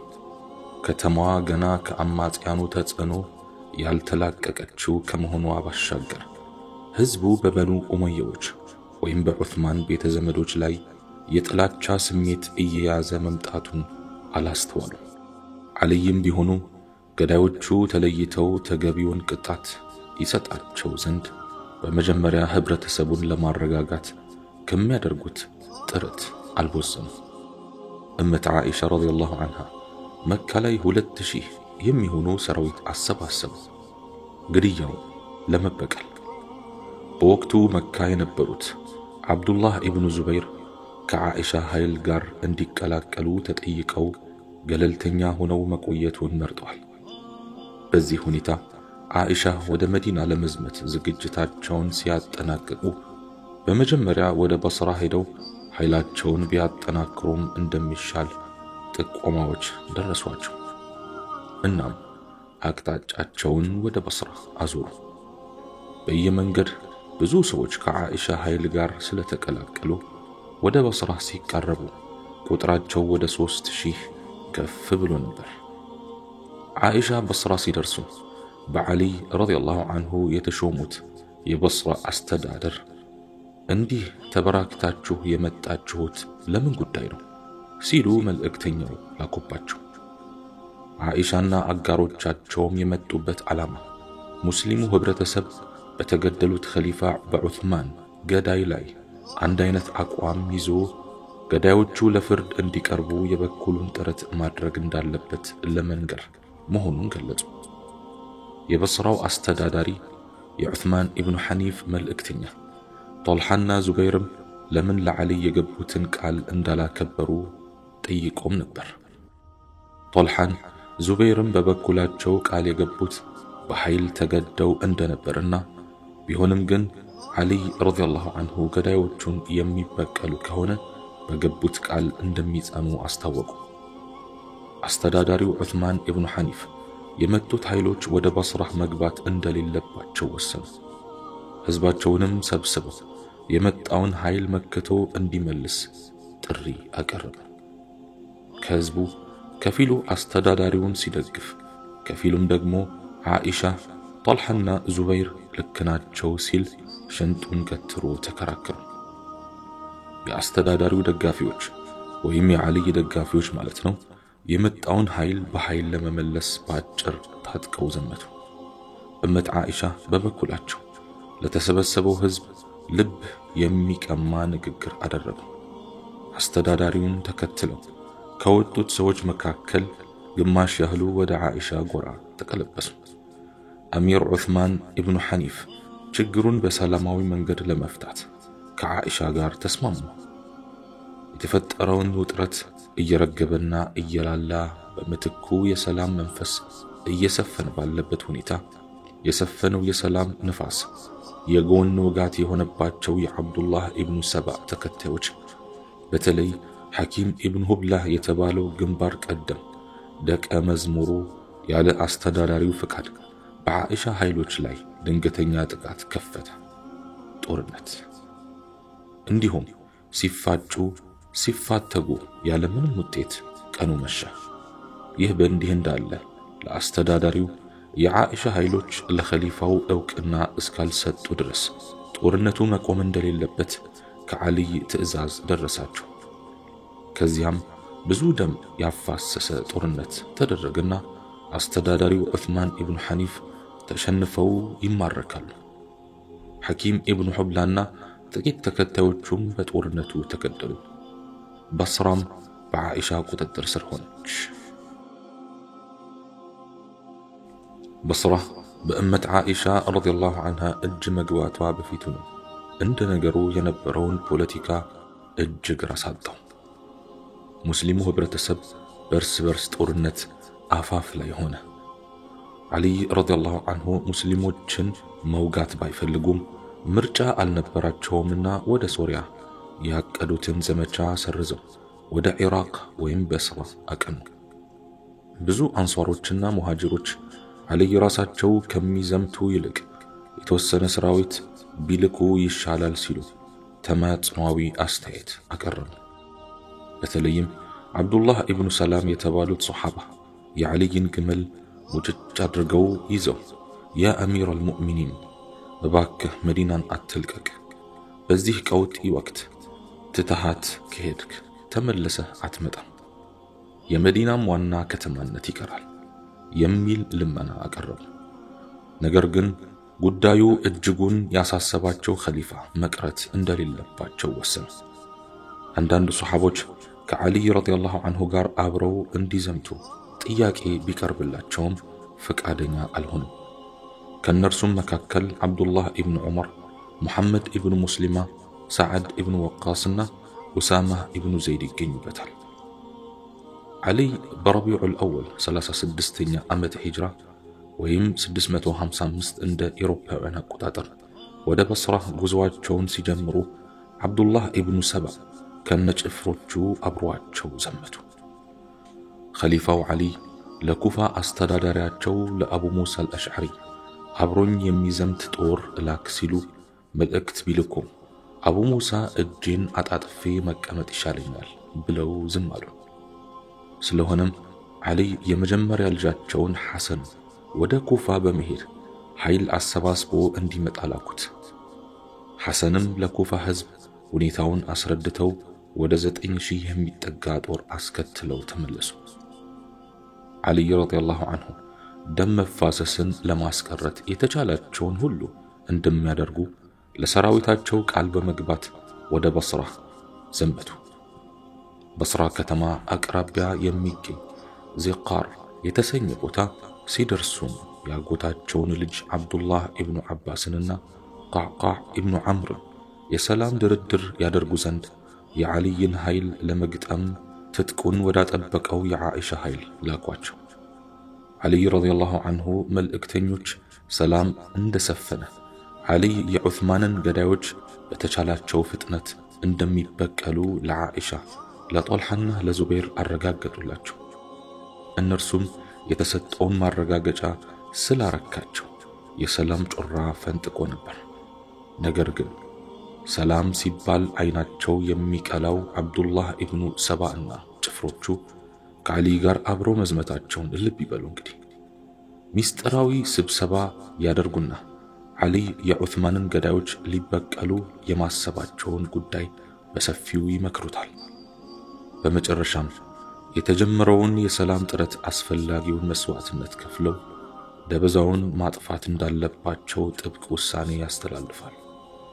ለዚሁ መሰሪ ውሳኔያቸው ስኬታማነት ይረዳቸው ዘንድ የተወሰኑ አባሎቻቸውን ወደ በስራ ልከው ዓሊ አሸንፈው በስራን ከተቆጣጠሩ በዚያ ያሉትን ወንዶች በሙሉ ገለው ሴቶችና ሕፃናትን ደግሞ ባሪያ ለማድረግ አቅደዋል የሚል አሉባልታ በሰፊው ይነዛሉ። ዓሊ ረዲየላሁ ዐንሁ የሰላሙ ውጥን ዳር እንዲደርስ ካላቸው ፍላጎት የተነሳ ከጦልሐና ከዙበይር ጋር በግንባር ለመነጋገር ጦራቸውን ወደ ኋላ ትተው ሄዱ። ዓሊ ረዲየላሁ ዐንሁ በስራ ላይ ለተሰበሰበው ለዓኢሻ ጦር ካደረጉት ንግግር ውስጥ እኔም ወንድማችሁ ነኝ፣ የዑስማንን ገዳዮች እበቀላቸዋለሁ የሚሉ ቃላት ይገኙበታል። የዓሊይን ኃይል ለመግጠም በቋፍ የነበረው ሰራዊት ዓሊ ባደረጉት ንግግር ተደሰተ፣ ተረጋጋ። ዓሊይም የሰላሙ ጥረት ፈር መያዙ ተደሰቱ። ወደ ካምፓቸው ሲመለሱ ጦራቸው በምንም አይነት ሁኔታ በዓኢሻ ኃይሎች ላይ ውጊያ እንዳይጀምር ጥብቅ ትዕዛዝ አስተላልፈው ሌሊቱን ለአላህ ሲሰግዱ ዱዓ ሲያደርጉ አደሩ። ግና በጥባጭ ያለ ማን ጥሩ ሊጠጣ ሆነና አብዱላህ ኢብኑ ሰባ ጭፍሮቹን አስከትሎ በወድቅት ሌሊት በዓኢሻ በጦልሓ በዙበይር ሰራዊት ላይ ድንገተኛ ጥቃት ከፈተ። በነገሩ እጅግ የተገረሙት ጦልሓና ዙበይር እንዲህ አዘናግቶ ድንገት የወረረን ዓሊይ እውነትም የበስራን ሙስሊም ከመጨፍጨፍና ከመፍጀት አይመለስም በማለት የመጣባቸውን ጥቃት ተጋፈጡ። በሌላም በኩል ጦልሓና ዙበይር ድንገተኛ ጦርነት ከፈቱብን የሚል መልእክት ለዓሊይ ይደርሳቸዋል። እነኚህ ሰዎች ጸረ ሙስሊም ናቸው ከሚል ድምዳሜ እንዲደርሱ ታስቡ። እንደ ጦበሪ አባባል የሴራው ጠንሳሾች ከነበሩት የዓብዱላህ ኢብኑ ሰባእ ተከታዮች መካከል አሸጠተ ነኻዒ ኢብኑ ሰውዳ፣ ኻሊድ ኢብኑ ሙልጀም፣ ዓልባ ኢብኑ ሐይተምና ሹረይብ ኢብኑ ዐውፋ ቀንደኞቹ ሲሆኑ ዋና አንቀሳቃሹና አስተባባሪው ደግሞ ራሱ ዓብዱላህ ኢብኑ ሰባእ ነበር። የተጀመረው ግጭት እንዲህ በቀላሉ የሚቆም አልሆነም። ወዲያው ወደ ሙሉ ጦርነት ተሸጋገረ። ዓሊይ ወደ ግንባር መስመር ተጠግተው ጦርነቱን ለማስቆም ቢሞክሩ ጦርነቱ ዳር እስከ ዳር ተጧጥፎ ስለነበር ከአቅማቸው በላይ ሆነባቸው። ሊነጋጋ ሲል የዓኢሻ ሰዎች የተፈጠረውን አሳዛኝ ሁኔታ ለዓኢሻ ካስረዷቸው በኋላ ሒጃብ ለብሰው ወይም በኢስላማዊው የአለባበስ ሥርዓት መሠረት ተሸፋፍነው ግመላቸው ላይ በመሆን ጦርነቱን ለማስቆም ቢሞክሩ የተሻለ እንደሚሆን መከሯቸው። ዓኢሻ ወደ አውደ ግንባሩ መሃል መግባታቸውን ያዩ በስራውያን ጦርነቱን ማብረዱ ቀርቶ የዓኢሻ መምጣት እነርሱን ለማበረታታት እንደሆነ በመገመት ባለ በሌላ ኃይላቸው ጠንክረው ተዋጉ። የጦርነቱ እሳት እየተንተገተገ ሲቀጣጠል ዓሊይ ድምፃቸውን ከፍ አድርገው ነቢዩ ዓለይሂ ሰላቱ ወሰላም በአንድ ወቅት አንድ ቀን እናንተ ጦልሓና ዙበይር በስህተት ላይ ሆናችሁ ዓሊይን ትወጉታላችሁ ያሉትን ሐዲስ ተናገሩ። ጦልሓና ዙበይርም ሐዲሱን ጠንቅቀው ያስታውሱታል፣ አልረሱትም። እናም ከውጊያው ራሳቸውን ያገላሉ። ጦልሓ ከውጊያው መስመር ፊታቸውን አዙረው ሲሄዱ ቀስት እንደ ዝናብ ዘነበባቸውና ሞቱ። ጦርነቱ መንዛዛቱ ያሳሰባቸው ኸሊፋ የተወሰኑ ሰዎችን ጠርተው ዓኢሻ የተቀመጡበት ግመል ቋንጃው እንዲቆረጥ አዘዙ። ዓሊ ረዲየላሁ ዐንሁ ባዘዙት መሰረት የግመሉ ቋንጃ ሲቆረጥና ግመሉ ተከርትሞ ሲወድቅ የዓሊይ ሰዎች ዓኢሻን አክብሮት በተሞላበት ሁኔታ ይዘዋቸው ሄዱ። ጦርነቱም በዓሊይ የበላይነት ተደመደመ። ዓኢሻ በራሳቸው ፍላጎትና በዓሊይ ፍቃድ በወንድማቸው በሙሐመድ ኢብኑ አቡበክር ታጅበው ወደ መዲና ሄዱ። በዚሁ የግመል ጦርነት ተብሎ በሚጠራው የእርስ በርስ ፍልሚያ ከሁለቱም ወገን ወደ 10,000 የሚጠጉ ሙስሊሞች እንደ ቅጠል ረግፈዋል። ዓሊይ ረዲየላሁ ዐንሁ በሙስሊም እጅ የፈሰሰውን የሙስሊም ደም አይተው ልባቸው በሐዘን ተሰበረ። ጦርነቱ ገና በአፍላው ሳለ የነቢዩ ዓለይሂ ሰላቱ ወሰላም ንግግር ታውሰዋቸው ራሳቸውን ከውጊያው መስመር ያገለሉት ዙበይር ደግሞ ወደ መካ ሲጓዙ በጉዟቸው ላይ ለሶላት እንደቆሙ ዓምር ኢብኑ ጀርሙዝ የተባለ ሰው ደርሶ ገደላቸው። ዓሊይ የዙበይር መገደል ሲሰሙ ዙበይር ብዙ ጊዜ ከነቢዩ ጎን ተሰልፎ ሲዋጋ አይቼዋለሁ፣ ገዳዩ የጀሃነም መሆኑን ያውቃል ሲሉ አውግዘዋል። ጦርነቱ እንዳበቃ ዓሊይ የበስራን ሕዝብ የታማኝነት ቃል ኪዳን ተቀብለው ዓብዱላህ ኢብኑ ዓባስን አስተዳዳሪ አድርገው ሾሙ። መርዋን ኢብኑ ሐኪምን ጨምሮ እርሳቸውን ለወጓቸው በኑ ኡመያዎችም ምህረት አደረጉ። የበስራን ሕዝብ የታማኝነት ቃል ኪዳን ከመግባቱ በፊት ዓሊይ በበስራው ጃሚዕ መስጂድ ባደረጉት ንግግር ትክክለኛ ኸሊፋ ለመሆናቸው የሕዝቡን አመኔታ ለማግኘት ችለው ነበር። አማጽያኑ የዑስማን ገዳዮች መዲናን በተቆጣጠሩበት ወቅት በከተማዋ የተከሰተውን አሳፋሪ ሁኔታ ዓሊይ ልብ ብለው አስተውለው ኖረዋል። እናም ወደፊት ሊነሱ በሚችሉ ፖለቲካዊ ብጥብጦች ምክንያት በቅድስቲቱ ከተማ የዚያ አይነት አሳፋሪ ሁኔታ ዳግም እንዳይከሰት ለማድረግ ዋና ከተማቸውን ለማዞር አሰቡ። ከበስራ ተነስተው ወደ ኩፋ ሲሄዱ የኩፋ ሰዎች በጥሩ ሁኔታ ስለተቀበሏቸውና ብዙ ደጋፊዎቻቸውም በዚያው ስላሉ ኩፋ ለዋና ከተማነት የተሻለች መሆኗን አመኑበት። በመጨረሻም በወርሃ ረጀብ 36 ዓመተ ሂጅራ ዋና ከተማቸውን ከመዲና ወደ ኩፋ አዛወሩ። ዓሊ ረዲየላሁ ዐንሁ ከሰነበቱበት ውጣ ውረድ ትንሽ ተንፈስ ሲሉ አትኩሮታቸውን ወደ ሙዓዊያ አዞሩ። በወቅቱ ከሶሪያ በስተቀር መላው የሙስሊም ግዛት በዓሊ አመራር ስር ነበር። ከሶሪያው አሚር ሙዓዊያ ጋር ያለውን አለመግባባት ለማስወገድ ሙዓዊያ ለሙስሊሞች አንድነትና ለኢስላም ሲሉ ለማዕከላዊው መንግስት ታማኝነታቸውን እንዲያረጋግጡና ለዓሊ ኸሊፋነትም ዕውቅና እንዲሰጡ የሚጠይቅ ደብዳቤ ተላከላቸው። ሙዓዊያ አሁንም በቅድሚያ የዑስማንን ገዳዮች መበቀል አለብህ የሚለውን አቋማቸውን አልለቅም አሉ። በሌላ በኩል በደማስቆው ጃሚዕ መስጊድ የዑስማንን በደም የተነከረ ልብስና የባለቤታቸውን ኤኔ ላህን የተቆረጡ ጣቶች ለህዝብ የማሳየቱ ዘመቻ ቀጥሏል። የሶሪያው ህዝብም እሳት ጎርሶ እሳት ለብሶ ከሙዓዊያው ጎን ለመሰለፍ ትጥቁን አጠባብቋል። ዓሊ ደግሞ ገና ከአማጽያኑ ተጽዕኖ አልተላቀቁም። አሁንም እንደ መሽገር እንደተጣበቁባቸው ናቸው። የዑስማን ገዳዮች ይቀጡ የሚለውን የሙዓዊያ ምላሽ ይዘው የመጡት መልእክተኞች ከዓሊ ረዲየላሁ ዐንሁ ዘንድ እንደደረሱ ከዓሊ ተከታዮች መካከል ወደ 10,000 የሚጠጉ ሰዎች ሁላችንም የዑስማን ገዳዮች ነን ሲሉ በአንድ ድምፅ አወጁ።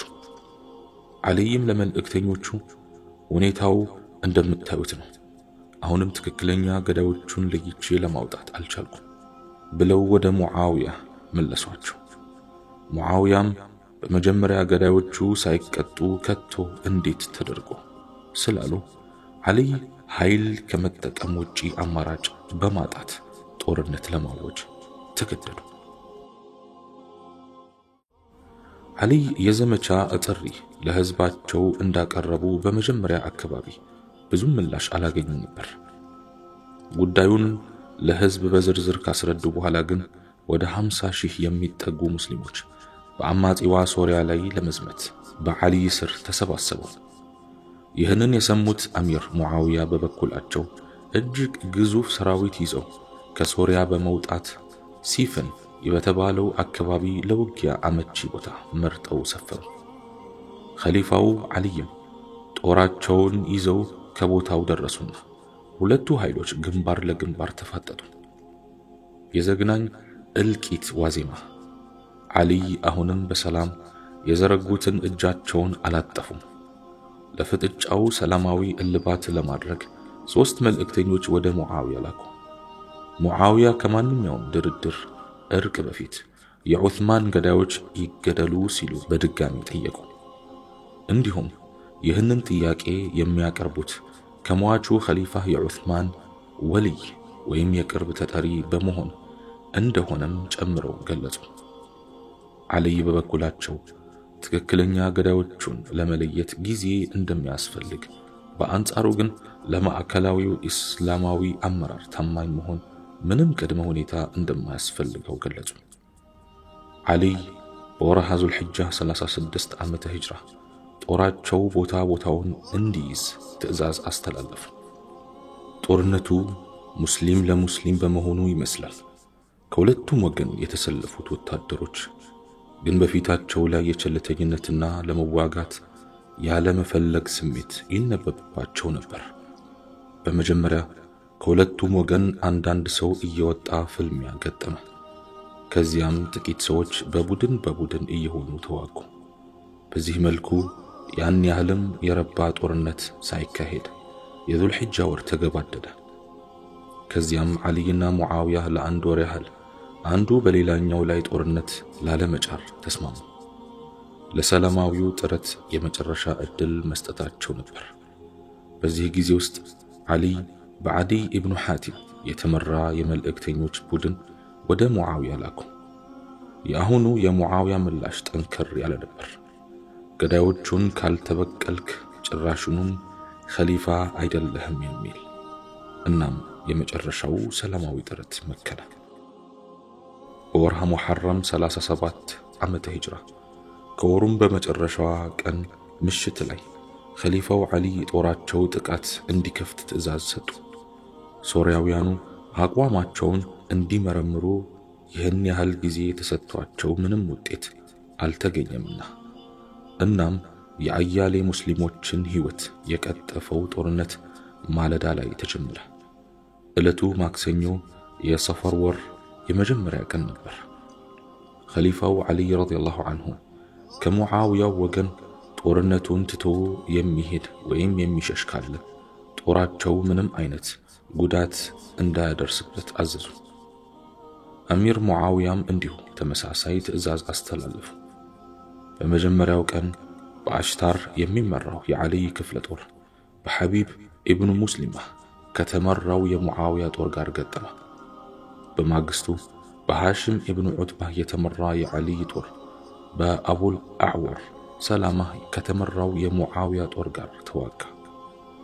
ሶስተኛው ቀን ደግሞ የዓሊ ኃይል በዓማር ኢብኑ ያሲር ሲመራ፣ ይህንኑ ጦር የገጠመው የሙዓዊያ ወገን ደግሞ በዓምር ኢብኑ ዓስ ይመራ ነበር። በዚያን ዕለት ውጊያ የዓሊይን ጦር በአዛዥነት የመሩት ዓማር ኢብኑ ያሲር በመገደላቸው የዓሊይ ሐቀኝነት ተረጋገጠ። ምክንያቱም በቡኻሪ በሙስሊምና በመሳሰሉት የሐዲስ መዛግብት ዓማር ኢብኑ ያሲር በአመፀኞች ቡድን ይገደላል የሚል የነቢዩ ትንቢታዊ ቃል ስለነበር ነው። ዓማር ኢብኑ ያሲር ረዲየላሁ ዐንሁ ከዓሊይ ረዲየላሁ ዐንሁ ጎን ተሰልፈው ስለተዋጉና በሙዓዊያ ኃይሎች ስለተገደሉ ትክክለኛ አቋም የነበራቸው ኸሊፋው ዓሊይ እንጂ አመፀኞቹ እንዳልሆኑ ነው። ከሁለቱም ተፋላሚዎች በየቀኑ አዲስ ኃይል በአዲስ አዛዥ ስር እየሆነ እየገጠመ ጦርነቱን ለ7 ቀናት ያህል ቀጠለ። በስምንተኛው ቀን ሁለቱ ሰራዊቶች በሙሉ ኃይላቸው ተላተሙ፣ ተፋጩ፣ ተጨፋጩ። አብዛኛዎቹ የታሪክ ጸሐፊዎች እንደሚሉት ዓማር ኢብኑ ያሲር የሞቱበት በሶስተኛው ቀን ሳይሆን በዚሁ በስምንተኛው ቀን ጦርነት ላይ ነው። እንዲሁ ሲቃደዱ ሲቀራደዱ ቀኑ ቢመሽም ውጊያው ሌሊት እንኳን ጋብ አላለም። በአንድ አጋጣሚ ዓሊ ረዲየላሁ ዐንሁ እንደምንም ወደ አሚር ሙዓዊያ ድንኳን ተጠግተው የዚህ ሁሉ ሙስሊም ደም በከንቱ ከሚፈስ እኔ እናንተ ብቻ እንግጠምና ያሸነፈ ኸሊፋ ይሁን የሚል የፍልሚያ ግብዣ አቀረቡ። አሚር ሙዓዊያ ግን ግብዣውን አልቀበልም አሉ። ዓሊ ኢብኑ አቢ ጣሊብ ረዲየላሁ ዐንሁ አንቱ ከተሰኙ የዓረቢያን ጦረኞች አንዱ ነበሩና ጦርነቱ ሌሊት ቀጥሎ አድሮ ምድር ከሰማይ ሲላቀቅ ሙዓዊያ ጦራቸው በመጨረሻ እየተፈታ መሆኑን ተገነዘቡት። አሚር ሙዓዊያ ከዑመር ኸሊፋነት ጊዜ ጀምሮ ሶሪያን ያስተዳደሩ ብልህ ሰው ናቸው። በተጨማሪም በዲፕሎማሲያዊ ብስለታቸው በሰፊው የሚታወቁት ዓምር ኢብኑ ዓስ የሙዓዊያ የቅርብ አማካሪና ረዳት ነበሩ። ሙዓዊያ ያጠላባቸው የሽንፈት ደመና ዶፍ ሆኖ ከመውረዱ በፊት ጉዳዩን ለዓምር ኢብኑ ዓስ ያማክራቸዋል። ዓምር ኢብኑ ዓስ ደግሞ በግንባር መስመር ላይ ያሉት የሙዓዊያ ወታደሮች ከጦራቸው ላይ ቁርአንን እንዲያስሩ ትዕዛዝ ይተላለፍ ሲሉ ምክራቸውን ለገሱ።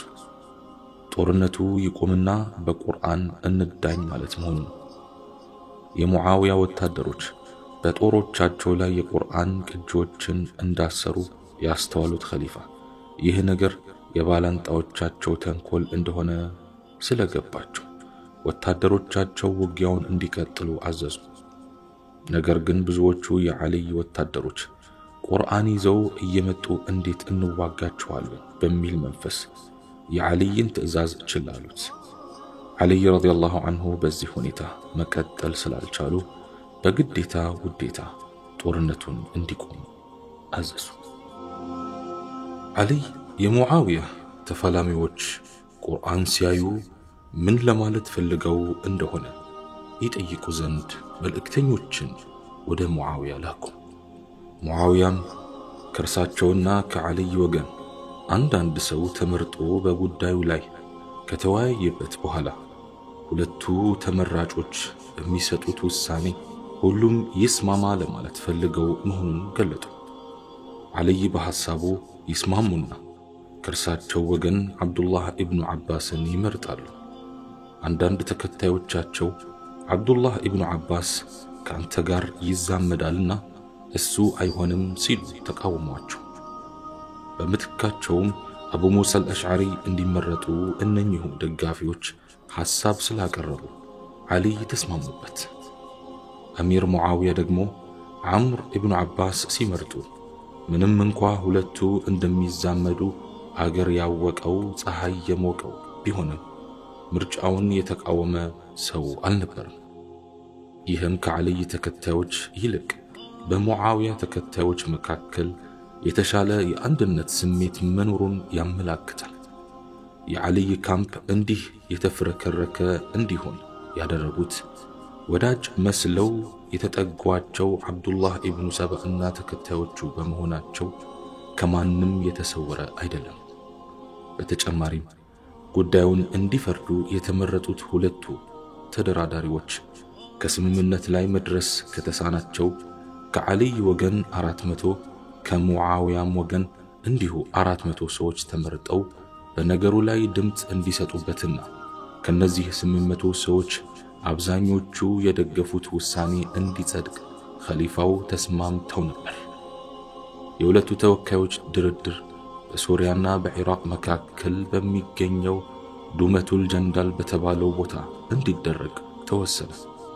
እዚያ ቦታ ላይ ሁለቱ ተወካዮች ወይም ፈራጆች እያንዳንዳቸው 400 ሰዎችን አስከትለው በረመዳን ወር መጨረሻ እንዲገናኙና የመጨረሻ ፍርዳቸውን እንዲሰጡ ከስምምነት ተደረሰ። ከዚህ በኋላ ኸሊፋው ዓልይና አሚር ሙዓዊያ በ13 ሰፈር 37 ዓመተ ሂጅራ ጊዜያዊ ስምምነት ተፈራርመው ወደ የመጡበት ተመለሱ። የሲፍን ሜዳ ግን በደም ጎርፍ ተሸርሽራ ነበር፣ በ90,000 ሙስሊሞች ደም። አዎ ከሁለቱም 90,000 ሙስሊሞች ሕይወታቸውን አጡ። እስከዚያን ጊዜ ድረስ ከጸረ ኢስላም ኃይሎች ጋር በተደረጉ ጦርነቶች የሞተው ሙስሊም ሁሉ አንድ ላይ ቢደመር እንኳ ያን ያህል አይሆንም። ከድል አፋፍ ሲቃረቡ ሁኔታዎች የተለዋወጡባቸው ዓልይ ያ ሁሉ ሙስሊም እንዲሁ በሜዳ ወድቆ ሲያዩት እጅጉን እያዘኑ ልባቸው እንደተሰበረ ሲፍንን ለቀው ሄዱ። ዓልይ ከሙዓዊያ ጋር የደረሱበትን ስምምነት ከብዙ ነገዶች ለተዋቀረው ሰራዊታቸው ይፋ ባደረጉበት ወቅት ትውልዳቸው ከአንዛ ነገድ የሆነ ሁለት ወንድማማቾች ከሁሉም የበለጠ ፈራጅ የሆነው የአላህ ሱብሓነሁ ወተዓላ ፍርድ በቁርአን ውስጥ እያለ የሰዎችን ፍርድ መጠየቁ ወይም ሁለቱ ተወካዮች እንዲፈርዱ መመረጡ ትክክል አይደለም ሲሉ የተቃውሞ ድምጻቸውን አሰሙ። ይህ የተቃውሞ ድምጽ ብዙ ደጋፊዎች በማግኘቱ ድርድሩን የሚቃወሙ ሰዎች ቁጥር እየተበራከተ ሄደ። እንደነርሱ አባባል ድርድሩ ከኢስላም መንፈስ ጋር የሚጋጭና ጭራሹን ጸረ ቁርአን ነው አሉ። አንዳንዶቹ ዓልይ ረዲየላሁ ዐንሁ ነገሩ በድርድር እንዲያልቅ የፈረሙትን ስምምነት እንዲሰርዙ እስከ መጠየቅ ደርሰው ነበር። ኸሊፋው ዓልይ ግን በዚያች ቅጽበት ምንም አይነት ድርድር አልፈለኩም ነበር። እናንተ ግን እንድስማማ አስገደዳችሁኝ። አሁን ደግሞ ከተስማማው በኋላ እንድሰርዘው ልታስገድዱኝ ትሞክራላችሁ። በጭራሽ አላደርገውም ሲሉ ጥያቄያቸውን ውድቅ አደረጉት። የዓልይ ካምፕ ከሁለት መሰንጠቅ ጀመረ። አንዱ በሁለቱ ተወካይ ፈራጆች የመዳኘቱን ስምምነት ሲደግፍ፣ ሌላው ደግሞ ስምምነቱ ኢስላማዊ አይደለም የሚል ጥብቅ አቋም ያዘ። ይሄው ስምምነቱን በመቃወም የተነሳው ቡድን ኸዋርጅ በመባል ይታወቃል። ዓሊ ረዲየላሁ ዐንሁ ኩፋ በደረሱ ጊዜ የኸዋርጆች ቁጥር ወደ 12000 አሻቅቦ ነበር። ኸዋርጆች ከዓሊ ረዲየላሁ ዐንሁ ጋር ኩፋ ከመቆየት ይልቅ ሐሮራ ከተባለ ቦታ ላይ ሰፈሩና ሺዒዝ ኢብኑ ራቢዓን ጠቅላላ አዛዥ፣ ዓብዱላህ ኢብኑ ካዋን ደግሞ ኢማም ወይም የሰላት ስነ ስርዓት መሪ አድርገው ሾሙ። በወቅቱ ይፋ ያደረጉት ፖሊሲያቸው የሚከተለው ነበር። በይዓ የታማኝነት ቃል ኪዳን የሚባለው ለአላህ ብቻ ነው። ታዛዥነትም ለርሱ ብቻ ነው። በቁርአንና በሱና መሰረት መልካም ነገሮችን ማሰራጨትና መጥፎ ሁኔታዎችን መቃወም ግንባር ቀደም ተግባራችን ነው። አሁን እንደምናየው ኸሊፋም ሆነ አሚር የለም። ዓሊይም ሆነ ሙዓውያ በስህተት ላይ ናቸው። ሙዓውያ በስህተት ላይ ነው። የዓሊይን አመራር አልተቀበልንምና ዓሊይም በስህተት ላይ ነው። ጉዳዩ በድርድር እንዲያልቅ ተስማምቷልና ስልጣን ከያዝን በኋላ በአላህ መጽሐፍ በቁርአን ላይ የተመረኮዘ ማህበራዊ ስርዓት እንመሰርታለን። ዓሊ ረዲየላሁ ዐንሁ ወደ ኩፋ ከተመለሱ በኋላ ከኸዋሪጆች ጋር የተፈጠረውን ያለመግባባት በውይይት እንዲፈቱላቸው ዓብዱላህ ኢብኑ ዓባስን ላኩላቸው። አለመግባባቱ በአጭሩ በመወገድ ፈንታ እየተንዛዛና ክርክር እያስነሳ ስላስቸገረ ዓሊ ራሳቸው ሄዱ። ዓሊ የፍርዱን ውጤት የሚቀበሉት ቁርአንንና ሱናን መሰረት ያደረገ ከሆነ ብቻ እንደሚሆን ማረጋገጫ ከሰጡ በኋላ ኸዋሪጆች ለተወሰነ ጊዜ ወደ ዓሊ ካምፕ ተቀላቀሉ። ለድርድሩ የተወከሉት ሁለቱ ሰዎች ነገሩን ለ6 ወራት ያህል ሲያብላሉና ሲያጤኑት ቆይተው በሻዕባን ወር 37 ዓመተ ሂጅራ በዱመቱል ጀንደል የድንበር ከተማ ተገናኙ። እያንዳንዳቸው 400 ሰዎች አስከትለው ነበር። ከዓሊ ረዲየላሁ ዐንሁ በኩል ለቀረቡት ሰዎች ሹረይሕ ኢብኑ ሃኒ ዋና አዛዥ፣ ዓብዱላህ ኢብኑ ዓባስ ደግሞ ኢማም ሆነው መጥተዋል። የሙዓውያን ሰዎች ይዘው የቀረቡት ደግሞ ሱርጂል ኢብኑ ሰማህ ነበሩ። በተጨማሪም ከየትኛውም ጎራ ያልወገኑ እንደ ዓብዱላህ ኢብኑ ዑመር፣ ዓብዱላህ ኢብኑ ዙበይርና ሰዓድ ኢብኑ ወቃስ ያሉ ሱሐቦች ተገናኝተዋል።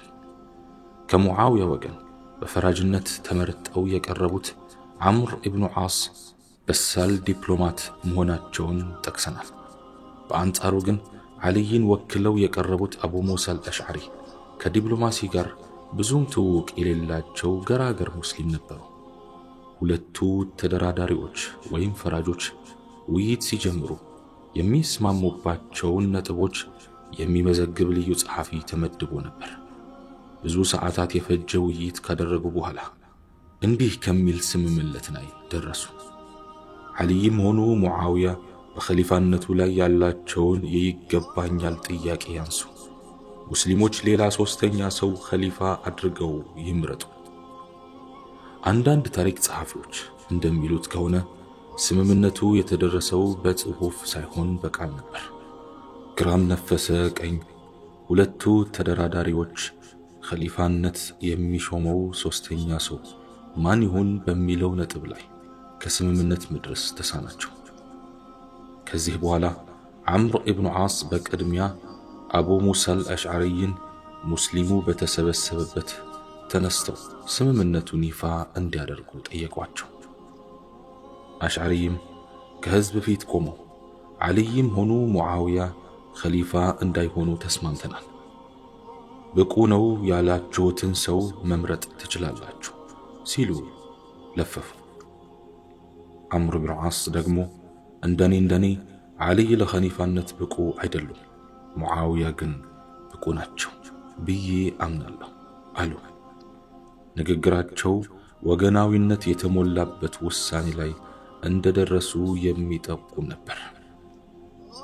ዓምር ኢብኑ ዓስ የተናገሩት ነገር ትልቅ ሁከትና ብጥብጥ አስነሳ። ስንት የተለፋበትና በጉጉት የተጠበቀው ድርድር እንዲሁ ይህ ነው የተባለ ውጤት ሳያመጣ መቅረት ብቻ ሳይሆን የነበረውን ውጥረትና ውዝግብ አባባሰው።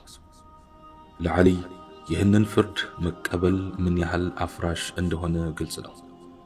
ዓሊ ፍርዱን ሲሰሙ ፍርድ በቁርአንና በሱና ላይ የተመሰረተ እንዲሆን የገባነውን ውል አላሟላምና ተቀባይነት አይኖረውም ሲሉ ውድቅ አደረጉ። ከዚያም በኩፋው ጃሚዕ መስጂድ ባደረጉት ንግግር ህዝቡ ሶሪያን ለመውረር እንዲነሳ ጠየቁ።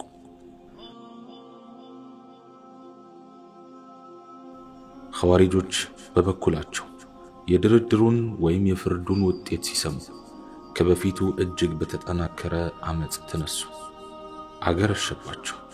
እናም በኢስላም ታሪክ ውስጥ ከታዩት ቡድኖች ሁሉ በጣም አደገኛ የሆነውን ቡድን ተፈጠረ።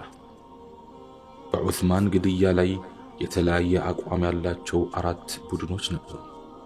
ዑስማኒ፣ ሺዓኒ ዓሊ፣ ሙርሂቢና አህሉ ሱና ወልጀማዓ። ሙርሂቢ የሚባለው ቡድን በሌሎቹ ወይም በሶስቱ ተውጦ ቢጠፋም ሌላ ቡድን በእግሩ ተተክቷል፣ ኸዋሪጅ። የነዚህን ቡድኖች አቋም በጥቂቱም ቢሆን መዳሰሱ ሳይጠቅም አይቀርም። አንደኛ፣ ዑስማኒ በአሚር ሙዓውያ ስር በመሆን ሶሪያ አካባቢ የተሰበሰቡት ኃይሎች ሲሆኑ አቋማቸውም የዑስማን ገዳዮች እስካልተቀጡ ወይም ተይዘው እስካልተሰጡን ድረስ የዓሊይን ኸሊፋነት አንቀበልም የሚል ነበር። ነገር ግን ፍርድ ተብየው ወይም የሁለቱ ተወካዮች የድርድር ውጤት ይፋ ከሆነ በኋላ ሙዓውያን እንደ ኸሊፋ በመቁጠር እውቅና ሰጥተዋል። የታማኝነት ቃል ኪዳንም ከእርሱ ጋር ገብቷል።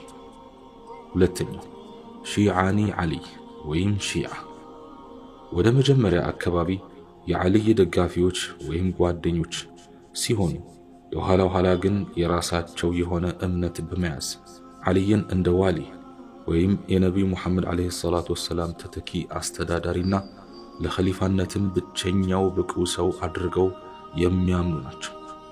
እነኚህ ቡድኖች የሚቃወሙትና የሚያወግዙት ሙዓውያን ብቻ ሳይሆን ከዓሊይ በፊት የነበሩትን 3 ኸሊፋዎችም አቡበክር፣ ዑመርና ዑስማን ጭምር ነው። ቢሆንም ግን በዓሊይ የህይወት ዘመን የመጀመሪያዎቹን 2ቱን ኸሊፋዎች ወይም አቡበክርንና ዑመር በግልጽ አልተቃወሙም ነበር።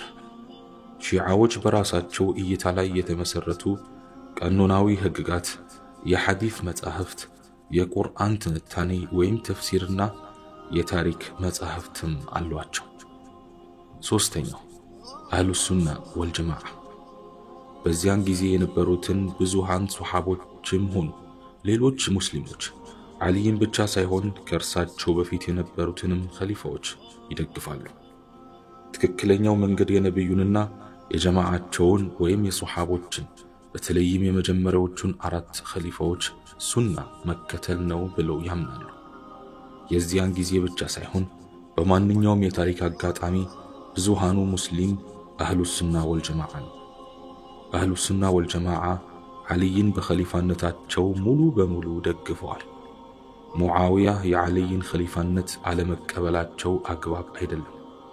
ቢሆንም ግን ሙዓውያ የዑስማን ቤተ ዘመድ በመሆኔ ደሙን የመበቀል ቁርአናዊ መብት አለኝ የሚል እይታ ያቀረቡ ከመሆኑ ባሻገር የነቢዩ ሱሐባ ስለነበሩ ሐቀኛ ሙስሊም መሆናቸው አያጠያይቅም። ምክንያቱም አቡ ዳውድ በዘገቡት ሐዲስ ላይ ነቢዩ ዓለይሂ ሰላቱ ወሰላም እንዲህ ብለዋል፣ የኔን ሱሐቦች አትቃወሟቸው፣ አታውግዟቸው። ሕይወቴ በእርሱ እጅ በሆነችው በአላህ እምላለሁ። እናንተ በአላህ መንገድ ላይ የኡሑዱን ተራራ የሚያህል ወርቅ ብታወጡ አንድ ሱሐባ የሚያወጣውን እፍኝ ጥሬ ያህል አይሆንም ብለውናልና። በሌሎችም በርካታ ሐዲሶች ላይ እንደተመለከተው ሙስሊም ማንኛውንም ሱሐባ መቃወም አይፈቀድላቸውም። የሙዓውያን መልካም ባህሪያት የሚጠቁሙ ሐዲሶችም አሉ።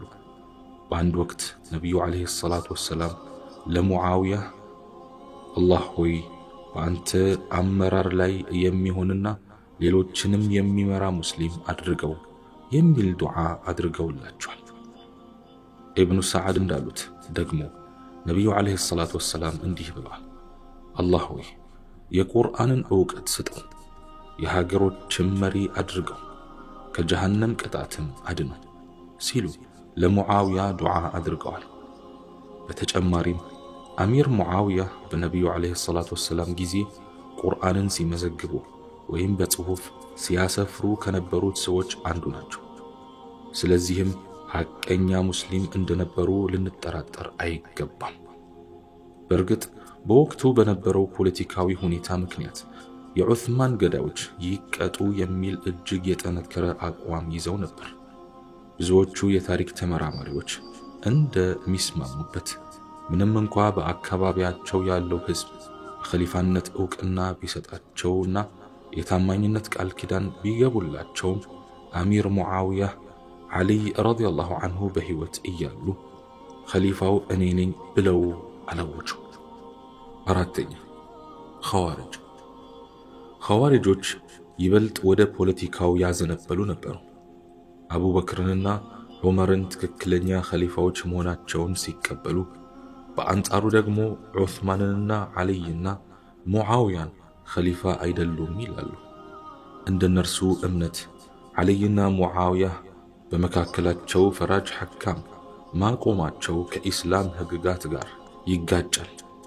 ፈራጆችን ሳይሆን አላህን ብቻ በቁርአን በኩል መቀበል ነበረባቸው የሚል የጸና አቋም ነበራቸው። የኋላ ኋላ ኻሪጆች ከመክሰም ደረጃ ደርሰዋል። ኻዋሪጆች በድጋሚ ከዓሊይ ረዲየላሁ ዐንሁ ጎራ ከተገነጠሉ በኋላ ነህርዋን የተባለውን ቦታ ማዕከላቸው በማድረግ የራሳቸውን አመለካከት ለማሰራጨት ሞክረዋል። ብዙ ሰዎች ለማሰባሰብ በመቻላቸውም ኃይላቸው ተጠናከረ። የእነርሱን አመለካከት የማይቀበሉትን ሰዎች በኢስላም ላይ እንዳመጹ በመቁጠር ይገሏቸው ነበር።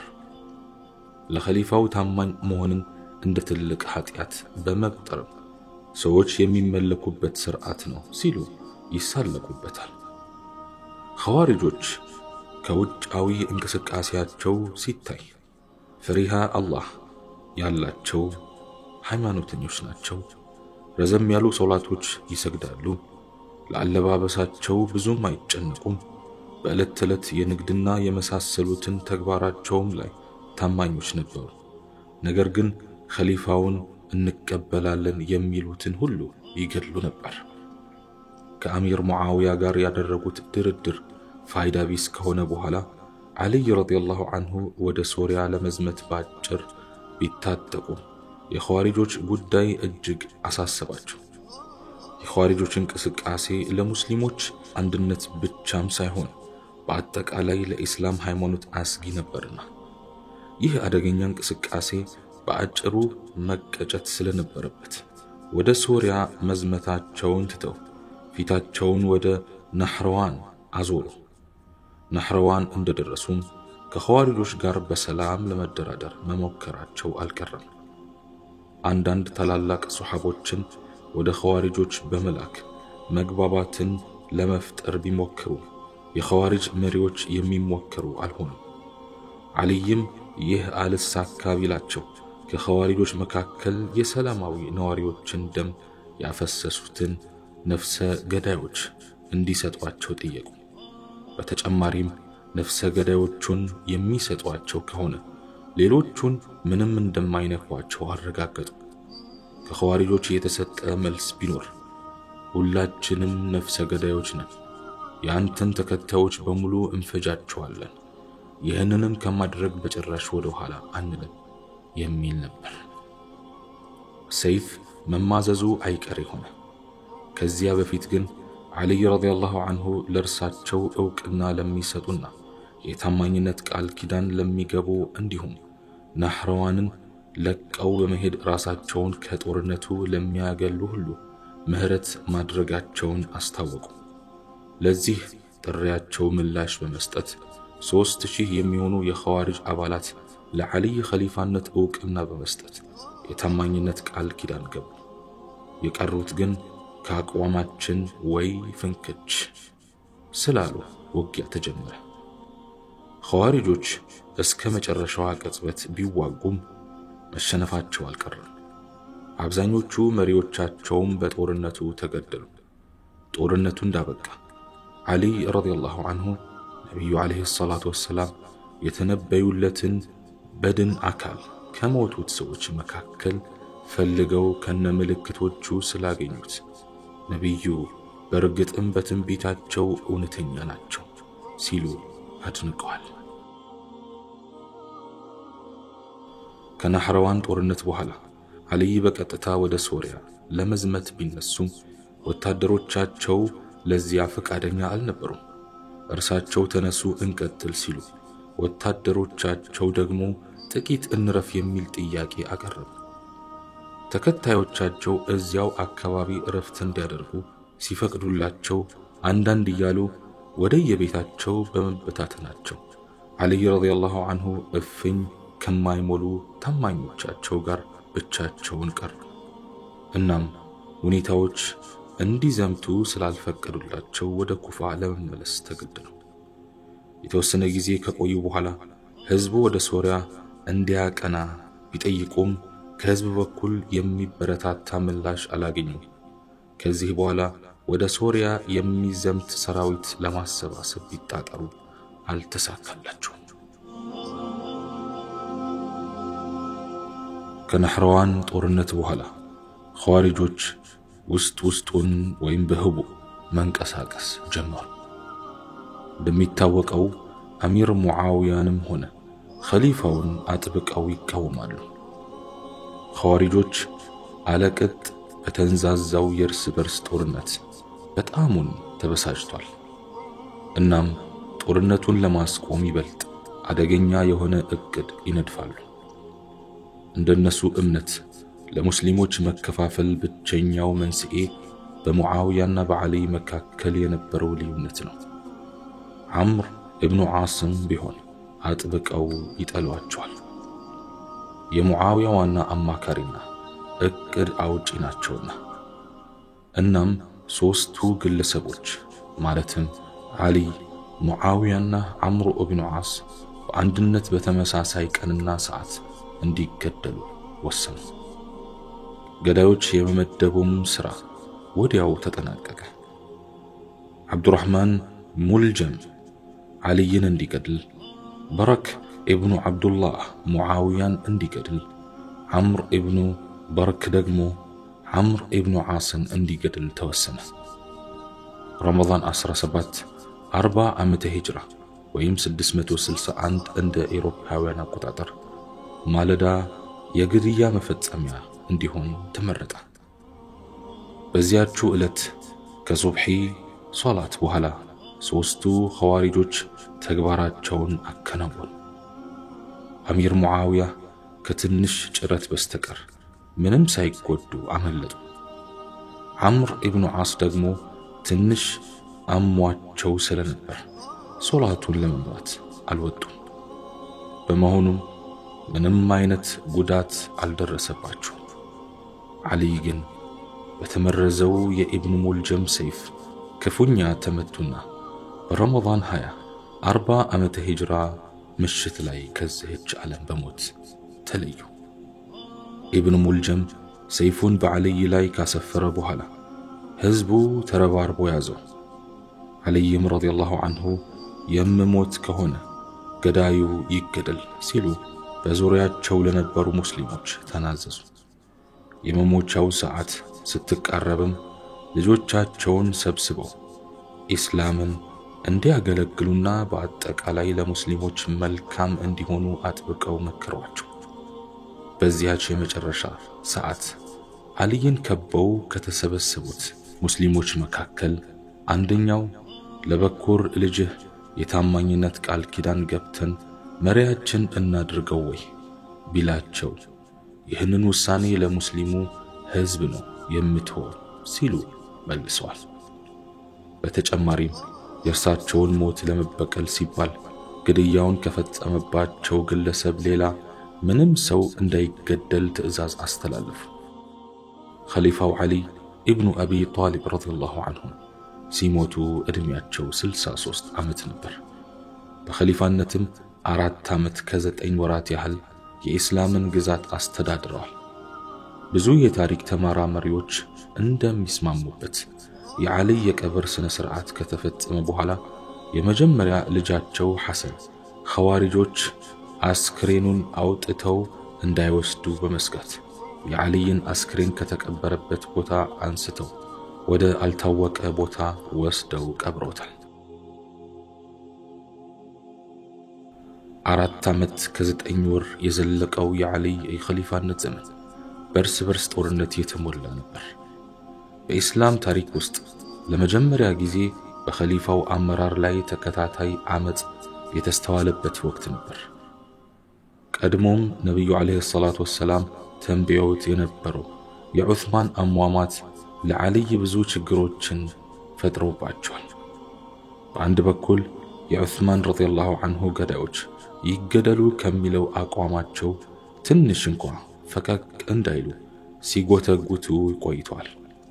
በሌላም በኩል የዑስማን ገዳይ ለይቶ ለማወቅ ካለመቻላቸው በተጨማሪ ገዳዮቹ በእርሳቸው ላይም ችግር ከመፍጠር ወደ ኋላ አላሉ። ኸሊፋው ዓሊ ረዲየላሁ ዐንሁ በእነዚህ ሁለት የማይታረቁ ወይም ተቃራኒ ሁነቶች ሳቢያ የተነሳባቸውን አመጽ አርአያነት ባለው ወኔ እና ጀግንነት ተጋፍጠዋል። ዓሊ ረዲየላሁ ዐንሁ ኩፋ ከነበሩት ከራሳቸው ተከታዮች ሙሉ ድጋፍ ባላገኙበት ወቅት እንኳን ከአቋማቸው ዝንፍ አላሉ። ቀደም ብሎ እንደተጠቀሰው ኸሊፋው ዓሊ የዑስማንን ገዳዮች ለይተው ለማውጣት አልቻሉም። ሰላም እንደ ሰማይ በራቀበት ሁኔታ ምንም የሚሞክር አልነበረም።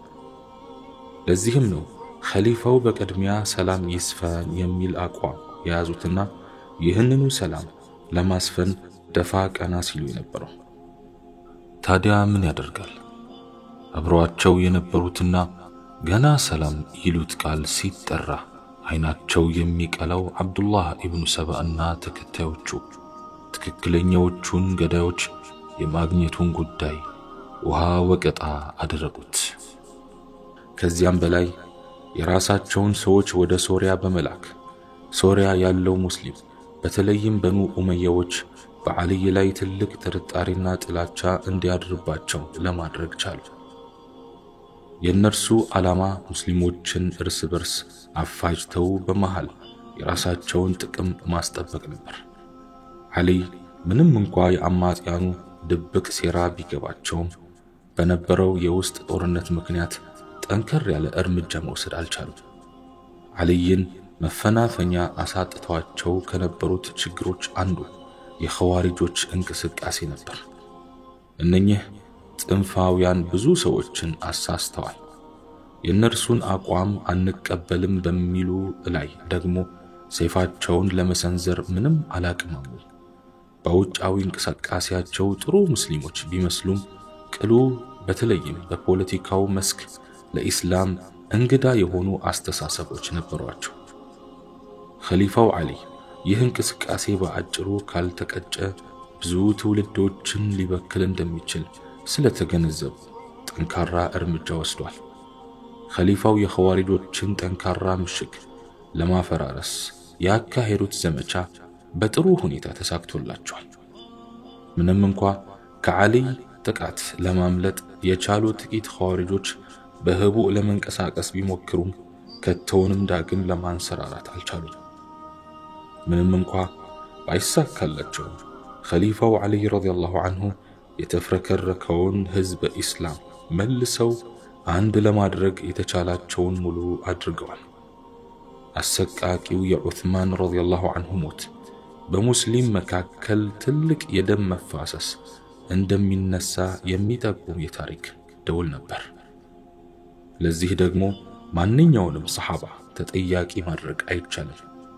ያን ሁሉ ብጥብጥ ያስነሱት ሳባውያንና ጸረ ኢስላም ኃይሎች ናቸው። ታሪካዊ እውነታዎች እንደሚያመለክቱት ኢስላም አብዱላህ ኢብኑ ሰባ የሚያህል ጠላት ገጥሞት አያውቅም። ሰባውያኑ የልባቸውን ከሰሩ በኋላ የዓሊይ ደጋፊዎች መስለው ቢቀርቡም ለራሳቸው ለዓሊይም ሆነ ለሙስሊሞች አንድነት ቅንጣት ታክል አልፈየዱም። ገናናው ዓሊይ ገና ኸሊፋነቱን ከመረከባቸው እነዚያው በዑስማን ግድያ የተሳተፉ ሰዎች ያልታወቁት ገዳዮች ተገቢውን ቅጣት ይሰጣቸው ሲሉ የአዞ እንባቸውን እያነቡ ብቅ አሉ። ይህም አልበቃቸው። ሙስሊሙን ይበልጥ ለመከፋፈል በህብረተሰብ ውስጥ ተሰግስገው ህዝቡ በኸሊፋው ላይ እንዲነሳሳ ሲኮረኩሩት ቆይተዋል። በአንድ ራስ ሁለት ምላስ እንዲሉ ከፊሎቹ የዓሊይ ደጋፊዎች መስለው ሲቀርቡ፣ ጥቂት ባልደረቦቻቸው ደግሞ በሶሪያና በሌላውም የኢስላም ግዛት ተበታትነው ህዝቡን በኸሊፋው ረዲየላሁ ዐንሁ ላይ ማነሳሳቱን ስራዬ ብሎ ተያያዙት። ዓሊ ኢብኑ አቢ ጣሊብ ከረመላሁ ወጅህ የተነሳባቸውን ችግር ሁሉ በታላቅ ጀግንነት ተጋፍጧል። መንፈሰ ጠንካራ ቆራጥና ኃያል ሰው ነበሩ። የወሰዷቸውም እርምጃዎች ተገቢና ትክክል ናቸው።